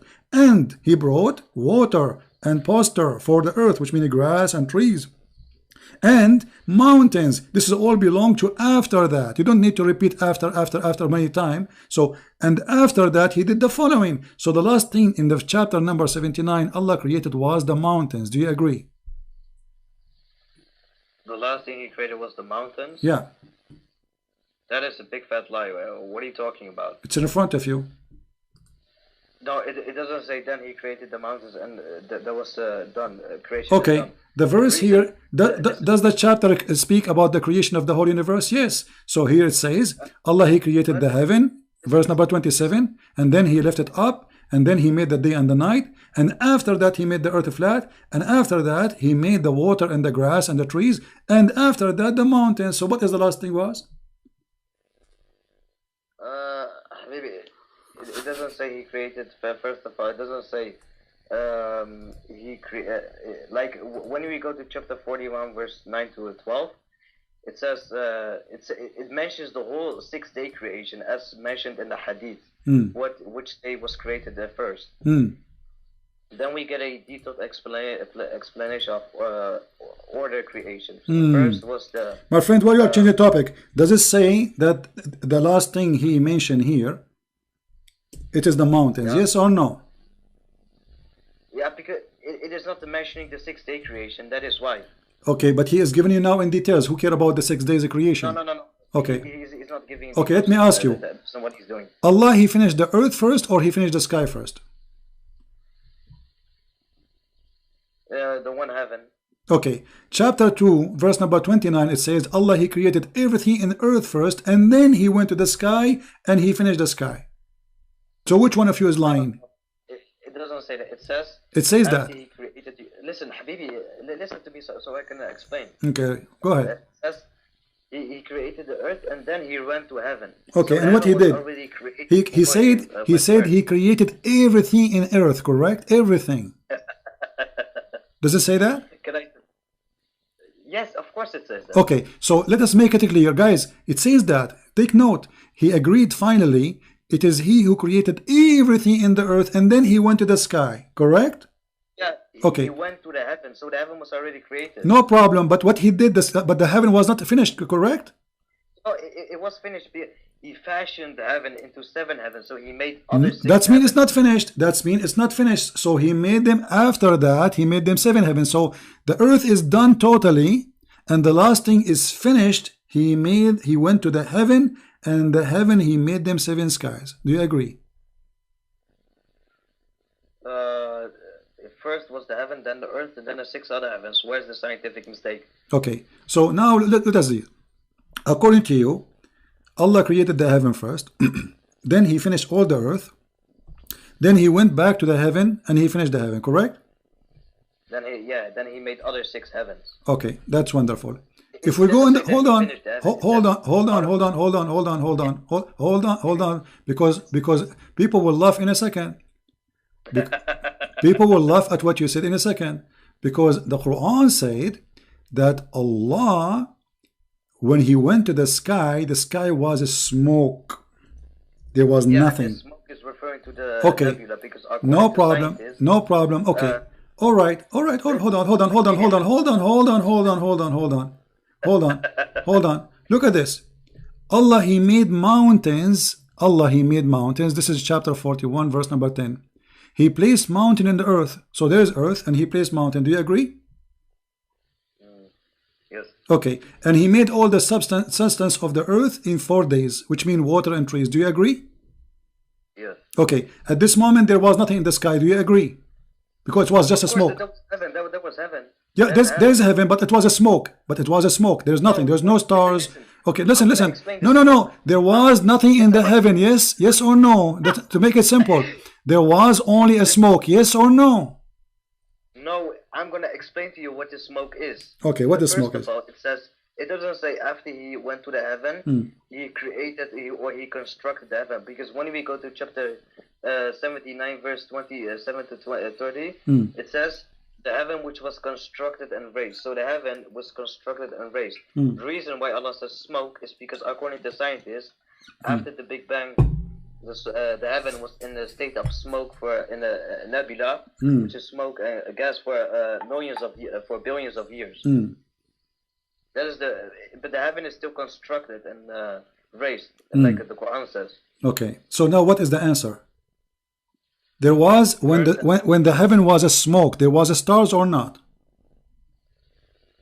Yes, of course. There was a stars.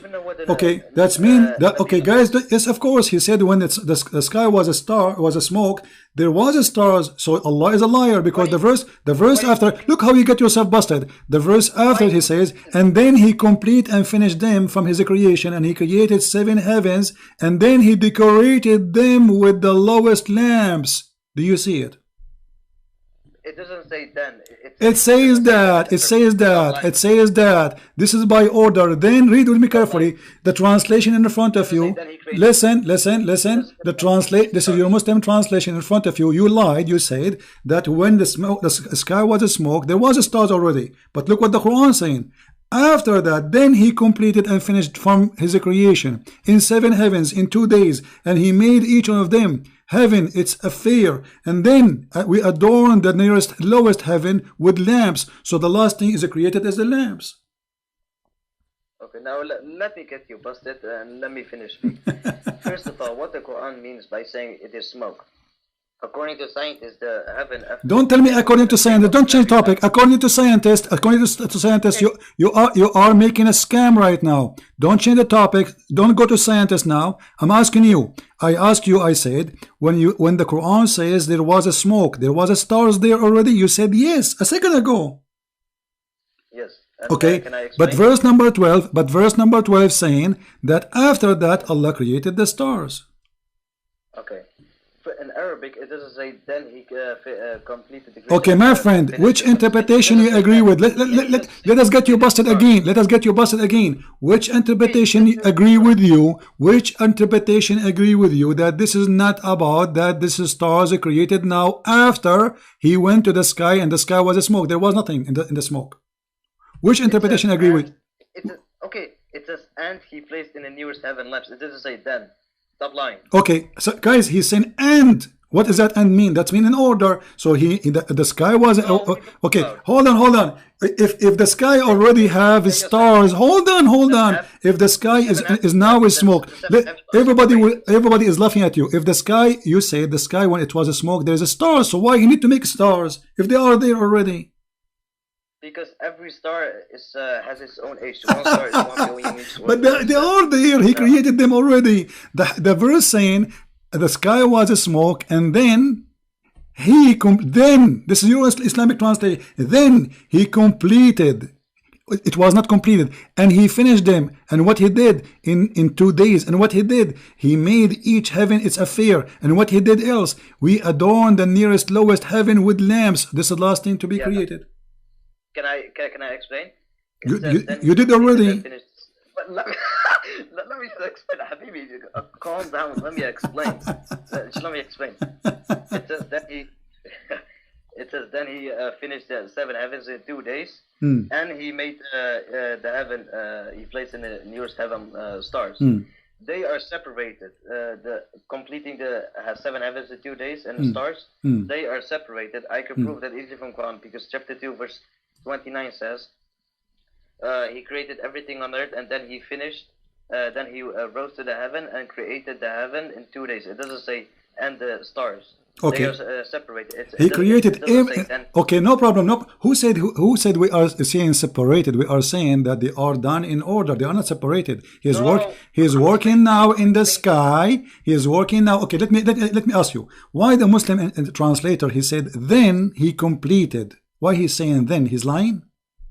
Because it says in Arabic and it says in Arabic. Okay. Okay, so what thumma mean? What thumma mean in Arabic? It says it means after that. Okay, no, what thumma mean? What thumma? No, don't tell me.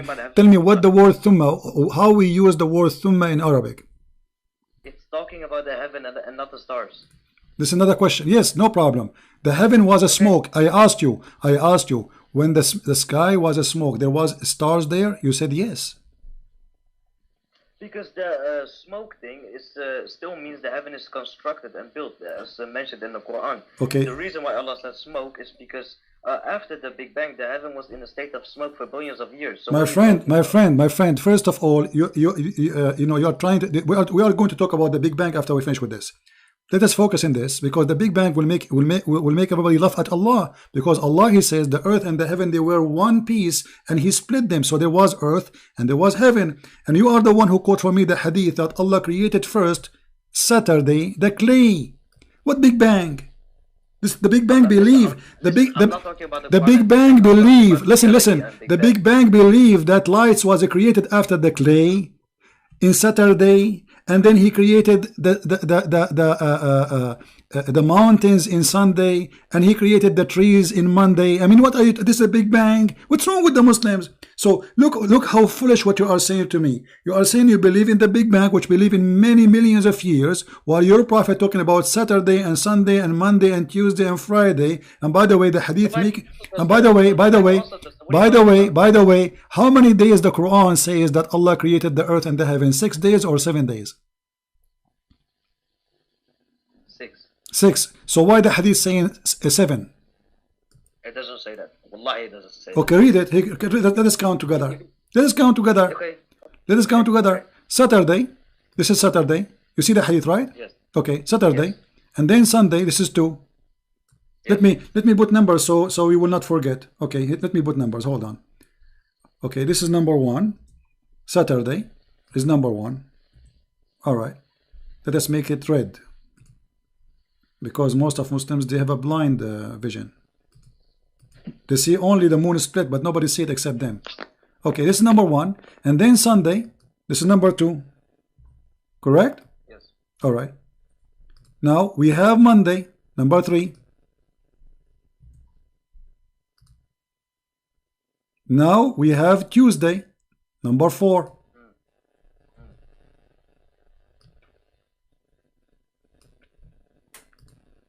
Now we have Wednesday, number 5. Now we have Thursday, number 6. And now we have a Friday, number 7.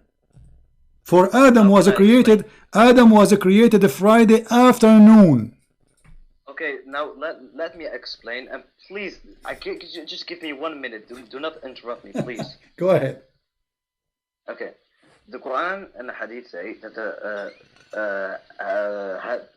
7 heavens was created in 2 days, and the earth in 4 days. Hold on. Don't change the topic now. Hold on. We are talking about the 6 days. So why you made me count the days? Why you made me count the days? Why you change the topic? Is it 7 days or 6 days? Wallahi, I will explain to you if you just let me finish. No problem. But does it count here 7 days? Yes or no? Okay, this hadith is talking about the 4 days of the earth. Is spreading the animals and creating Adam and creating the sun and the moon. Are they part of the creation of the earth in 4 days mentioned in the Quran? My friend, did your prophet says he created the last thing Friday, Adam? Yes or no? Yes, but this is not referring to the creation of the earth in 4 days. No problem, but did Allah finish His creation in 6 days or 7 days? 6.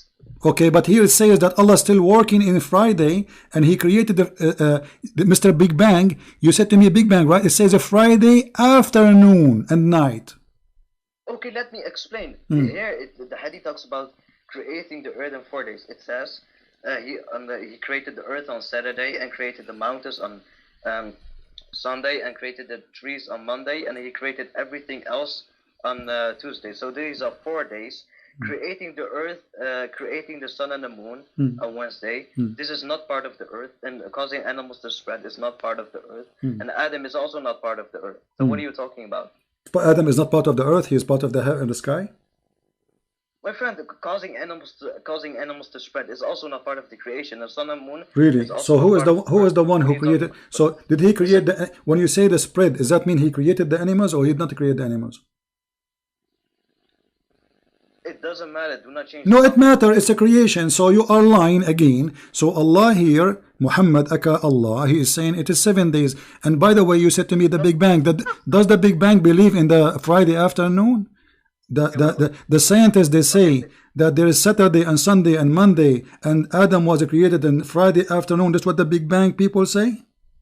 Listen, the Quran says that the earth is created in 4 days. Yes, it's causing animals to spread in the sun. Okay, hold on. The Quran doesn't. The Quran doesn't say that. The Quran says that Allah created the earth in 2 days. No, listen. Let me get you busted. The Quran says Allah created the earth in 2 days, and then He created whatever in the top of the earth in 4 days. Yes or no? This is referring to the 4 days in one period at the same time. How you know that? If it is the same time, why He is dividing it? Listen, because the hadith confirms. Okay, no problem. You know what? I will go with you. I'm trying to get away. Let us make it simple. Which one Allah created first, the trees or the stars? Give me an answer, final answer. Trees or stars?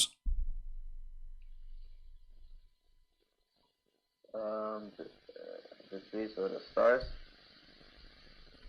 The stars, every star has its own age. One star is 1 billion, one star is 10 billion.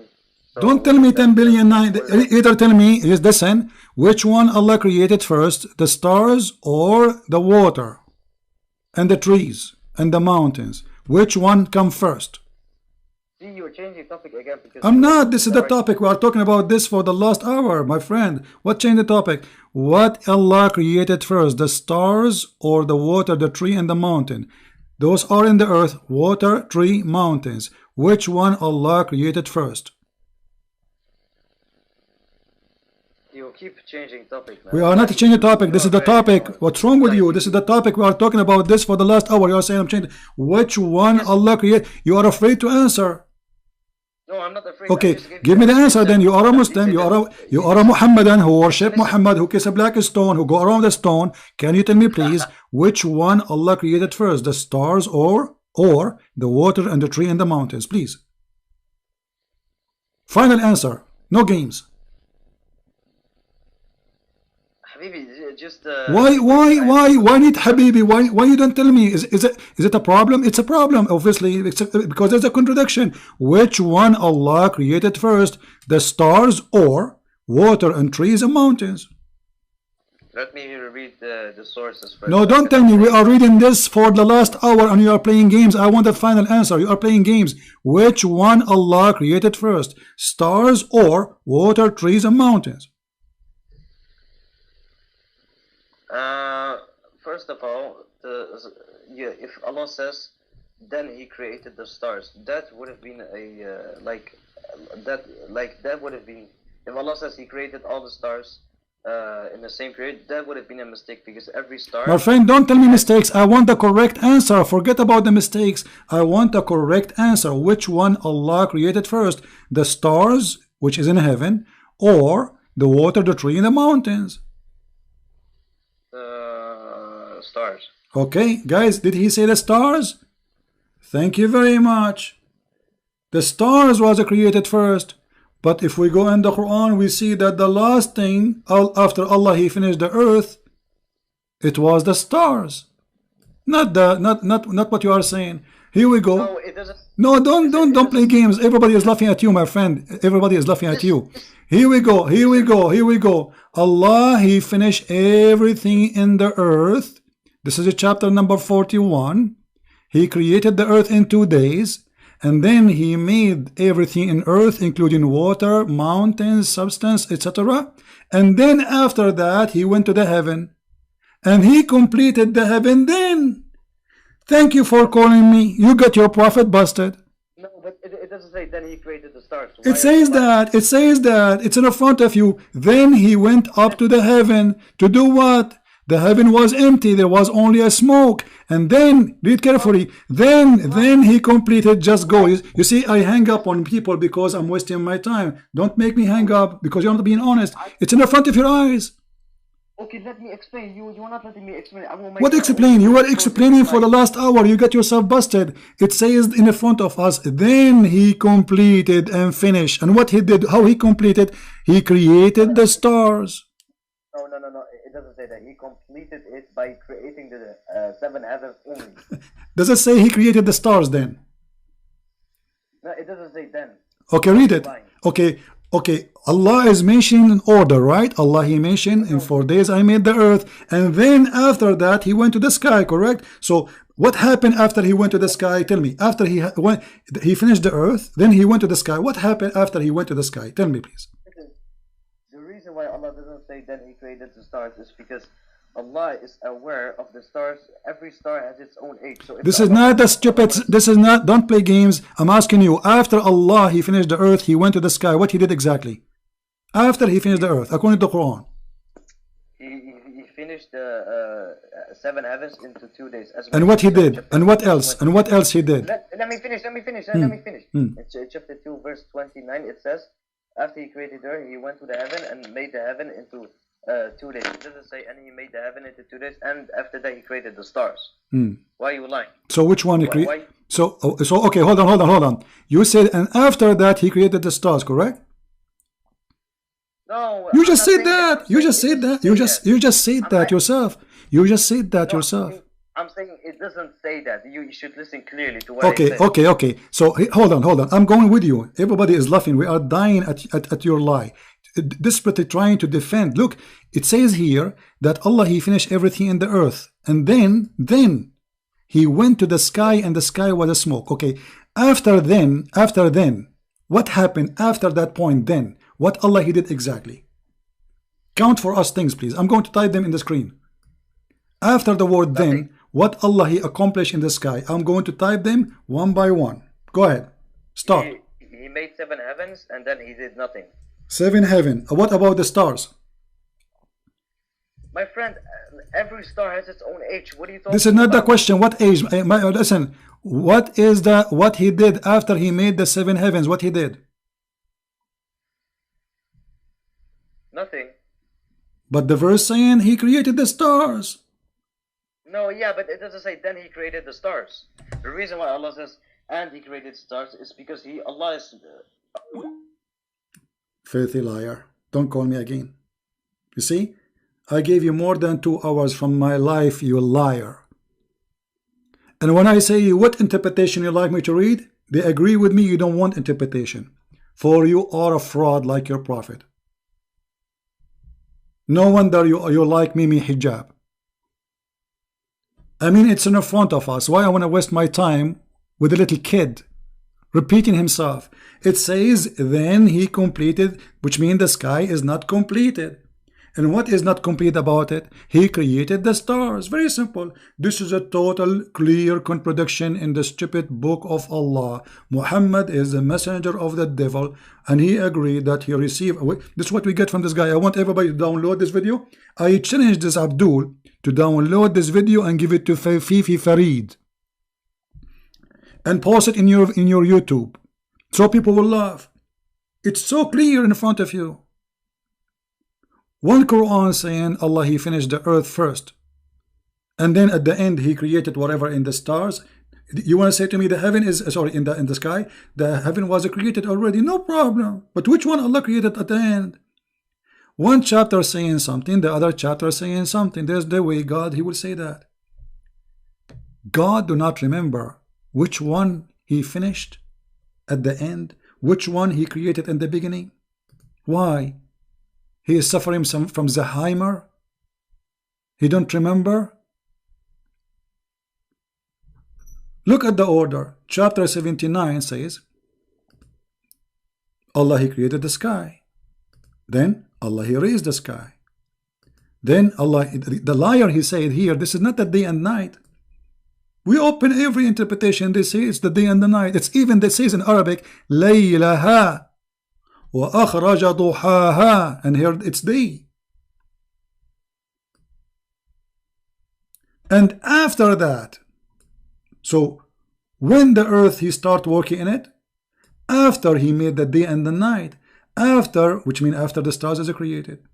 But here, after that, he start working in the earth. After that, he created the water. After that, he put the mountains. In chapter 41, the order is totally the opposite.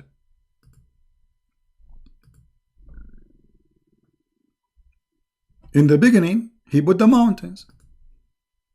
In there, the mountain was at the end. He made water, mountains, everything in the earth in 4 days. Then he went to the sky, and the sky was a smoke. We said to him, when the sky was a smoke, there was a stars. The liar, he said yes. But the verse says, then he completed and finished them. He's a creation, so he's a creating still. What he is doing? He created them 7 heavens in 2 days, and he made in each heaven, you see, he have to create the heaven first in order to make what is inside it. So now, and then he created them 7 heavens. Before that, he cannot create what is inside unless you create what is outside, which is the heaven. So now he created 7 heavens, and then inside those heavens, he created the lamps. And the liar, he says no. Say hello to Mimi Hijab and don't forget to give him my video.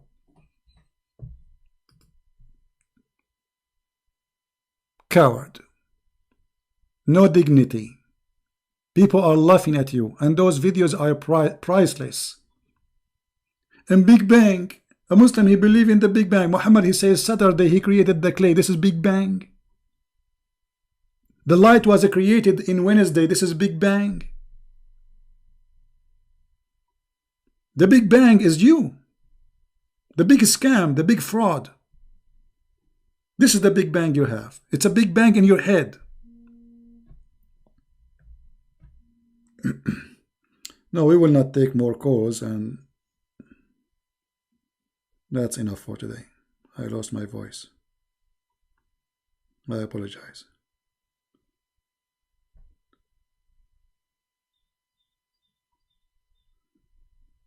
This is how stupid to defend such a stupid cult. It's so clear. And the funny, you know, I show him Ibn Kathir, Al-Qurtubi, Al-Jalalain. He say, my friend, let me explain to you why I don't care what they say. They are wrong. What do you mean they are wrong? This, you see, they say Christian Prince is lying. Now, Al-Qurtubi is lying. I will open for you Al-Qurtubi, and I will click English translation. Hold on. English. This is Al-Qurtubi, At-Tabari, Ibn Kathir. This page have all the interpretation. All of them, they are saying day and night, the sun, the day and the night. Ibn Kathir, here, translate into English. No shame. They have no shame. He made her day was shining bright and clear. He made her night dark and dark. Ibn Kathir, he says this is not about the day and the night. This is Al-Qurtubi, At-Tabari. Which one you want? All they are saying the day and the night. Liars. And this is about the creating the lamps. You see it? The sun. No shame, no dignity, no honesty. This is why when we say we are debating Muslims, we are not debating Muslims. We are cornering them. They don't debate. They are deceivers.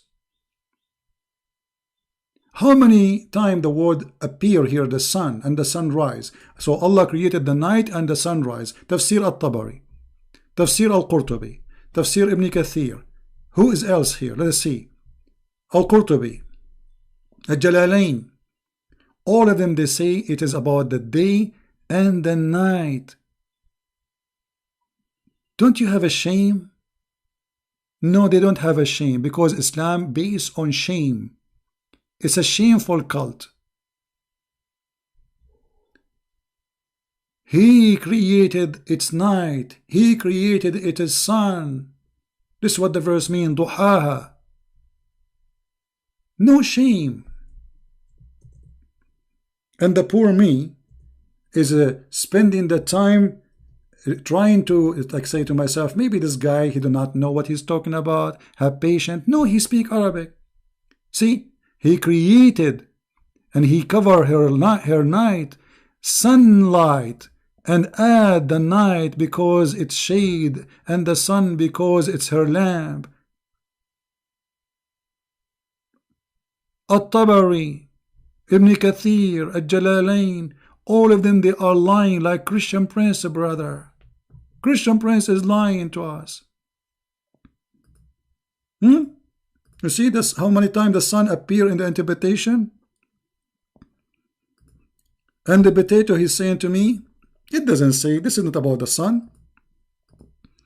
Every single scholar agree with me.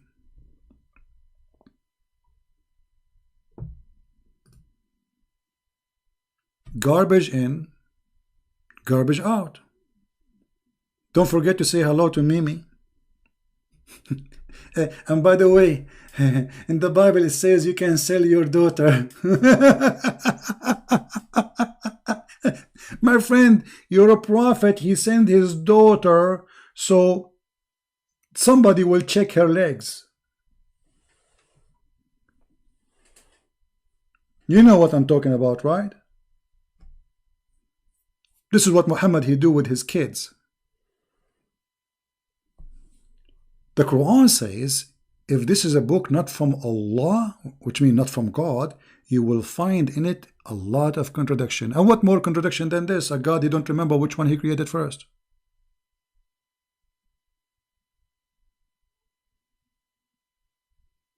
I always delete my videos because they flag me, you know.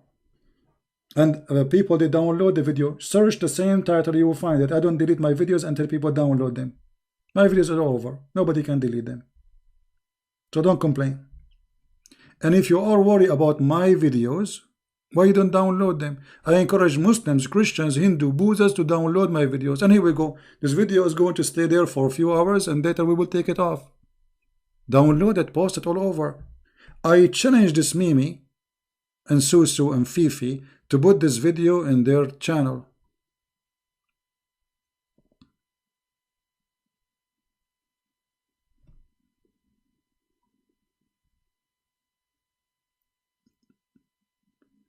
And I like what he said, by the way. He said he agree that the prophet, he received satanic verses. Mimi Hijab, he said this story is fabricated.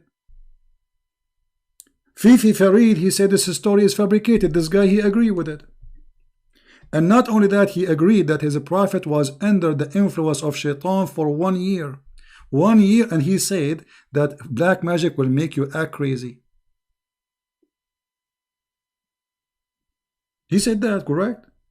So this call was maybe later I will unblock him because I'm done with this kid. I'm lost my patience, man. I'm repeating myself for the last 2 hours.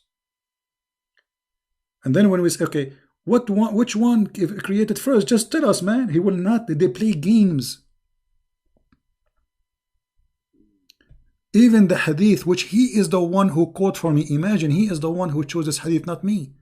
He is the one who said that Allah, he created the mud in Saturday. It was his choice. And the light in Wednesday. And he said, this is not the sun. So what it is? There's only one light. Yes. For what? For the earth.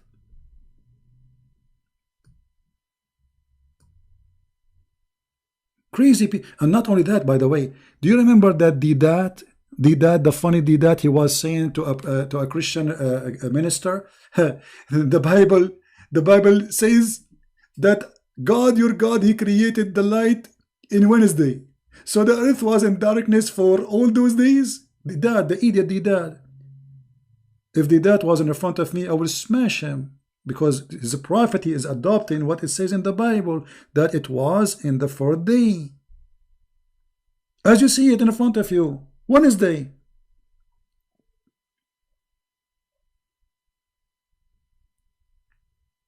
So the potatoes, they make fun of your Bible, but they do not know what is in their book. Muhammadan is the same as a camel. He thinks he is so handsome, his back is straight. Because he don't have a mirror.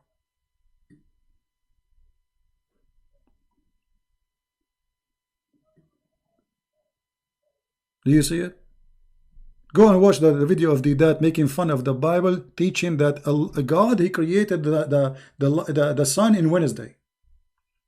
And by the way, God in the Bible says, the first thing he said, let be light, and light was. Which means light exists before he created the sun. Let be light.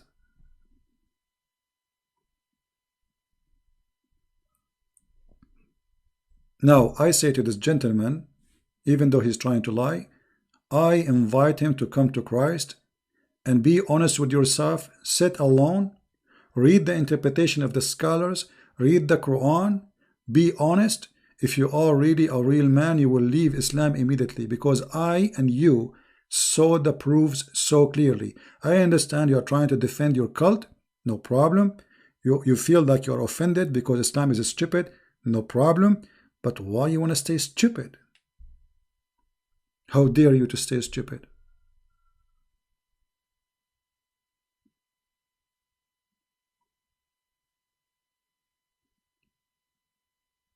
Very simple way to prove Islam to be. And look what we learned today from this call. This call is very important, by the way. I want everybody to, because this guy, I think he was going later to tell Mimi Hijab and Farid, called the Christian Prince, and I got him busted.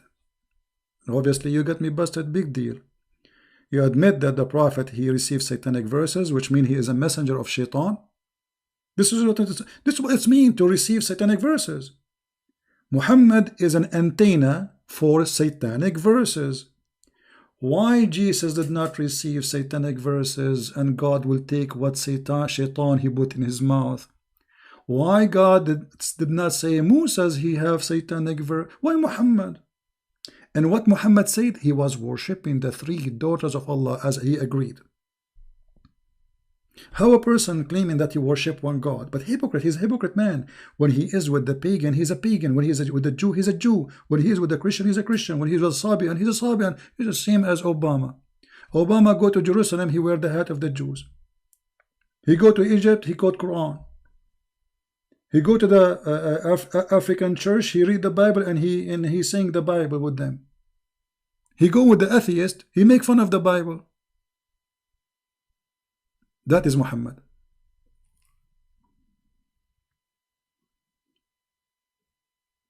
You deleted the video. I raided. What raided mean? Abdul Potato Mahd. What video you raided? What does that mean? Delete the video I raided. What does that mean? All my videos are there. Search for the title. It's in the internet. You are potato. And here we fry you. Will you delete? I delete all the videos. Don't you see? If I am not deleting my videos, I should have now tens of thousands in my channel. That's why I keep saying, download my videos. And I challenge the Muslims to download my videos and post them in their channels. Let us see how many people will say Christian Prince is lying. Especially this call. This guy, he was, you know, thinking that he can do something. And thank you, Lord. He got himself. Let me explain to you. Every star has his own age. Allah, he finished all the stars in one time, you idiot. In one day. What age? In one day. Age what? And what does have to do even with the topic?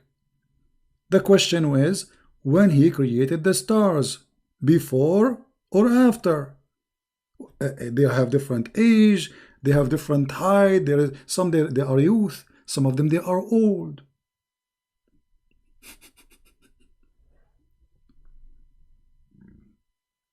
I did not give him a topic, he is the one who chose. You see, it's not me who chose the topic, he's the one who called me. The first one about Muhammad Merciful, he changed the topic. Correct? Satanic verses, he is the one who chose it, not me. None of the topic he spoke of is my choice, it was his choice.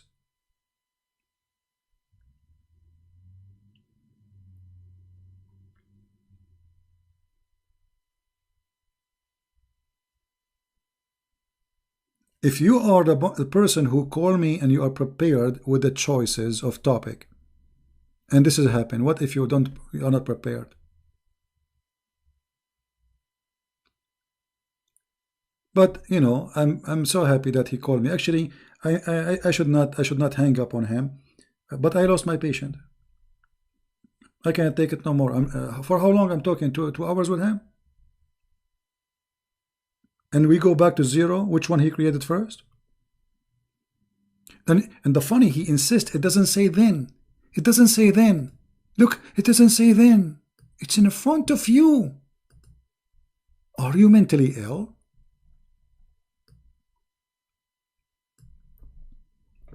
Hey, Christian Prince, you're lying. Then I show the interpretation. He don't want to accept the interpretation. Obviously, we know who's lying. Then he completed. So it was not completed. So what happened then? What happened? How he completed? He finished them. He made them 7. So there was no 7 heaven. There was only a smoke. So he made 7 heaven. And then what he did after that, because you made the stars inside the 7 heavens, but yet there's no 7 heavens. I asked him here, when the sky was a smoke, there was a stars. He said, yes.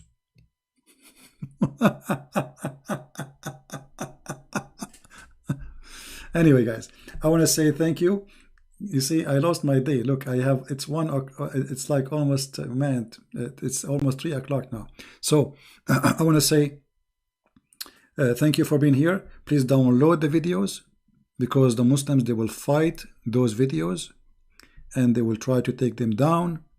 Download it. All videos I make, any videos, feel free. All my videos are made for you, not for me. I do not need videos. I'm not really interested in them. I made them for you so you guys can learn. Download it and share it. And if you speak the different language, I'll subtitle. You can cut this video from, like, if you want to make just if we can call it a debate, I don't call it. Those are kids. They are kids, literally kids. You see, a person who have knowledge, he will not say what this guy he said. Why? Because denying what the hadith is saying is stupidity. Denying what your prophet is saying is stupidity. I show him Sahih hadith. He don't want to accept it. Al-Bukhari, he don't want to accept it. This is the sign of weakness. You show me the Bible, I don't say I'm not going to accept it. So when they feel that they are under a threat, they go in denial. The threat of Islam being exposed. So suddenly we refuse what Muhammad said. We refuse what Al-Bukhari said. We refuse what At-Tabari, Al-Qurtubi, Al-Jalalain. All of them, they are scumbag. And Christian Prince is a liar. Garbage in, garbage out. Thank you guys for being here. May the Lord bless you. I'm losing my voice. And thank God we did not lose the internet. Will be embarrassing if we lose the internet. The guy, he will say, I called Christian Prince and brother and sister, I called the Christian Prince, and you believe it or not, he hung up and he ran away. And he claimed he lost his internet. Honestly, I was afraid because I was losing my internet many times during the broadcast, right? I was afraid I will lose the internet. Then they will go and say, they ran from Christian Prince. Christian Prince, he ran away from me. Run away, run. What a potato cult. Anyway, thank you guys. Again, Christ is Lord. Islam is false. And it was a wonderful morning to have a cup of coffee with you. And now it's time for lunch. And nobody here is to cook for me. Unbelievable. Okay, I'm going to slaughter an egg again. You know, the fastest, the easiest, and the best friend for a single man. Break an egg. As simple as that. Thank you and see you soon. Take care.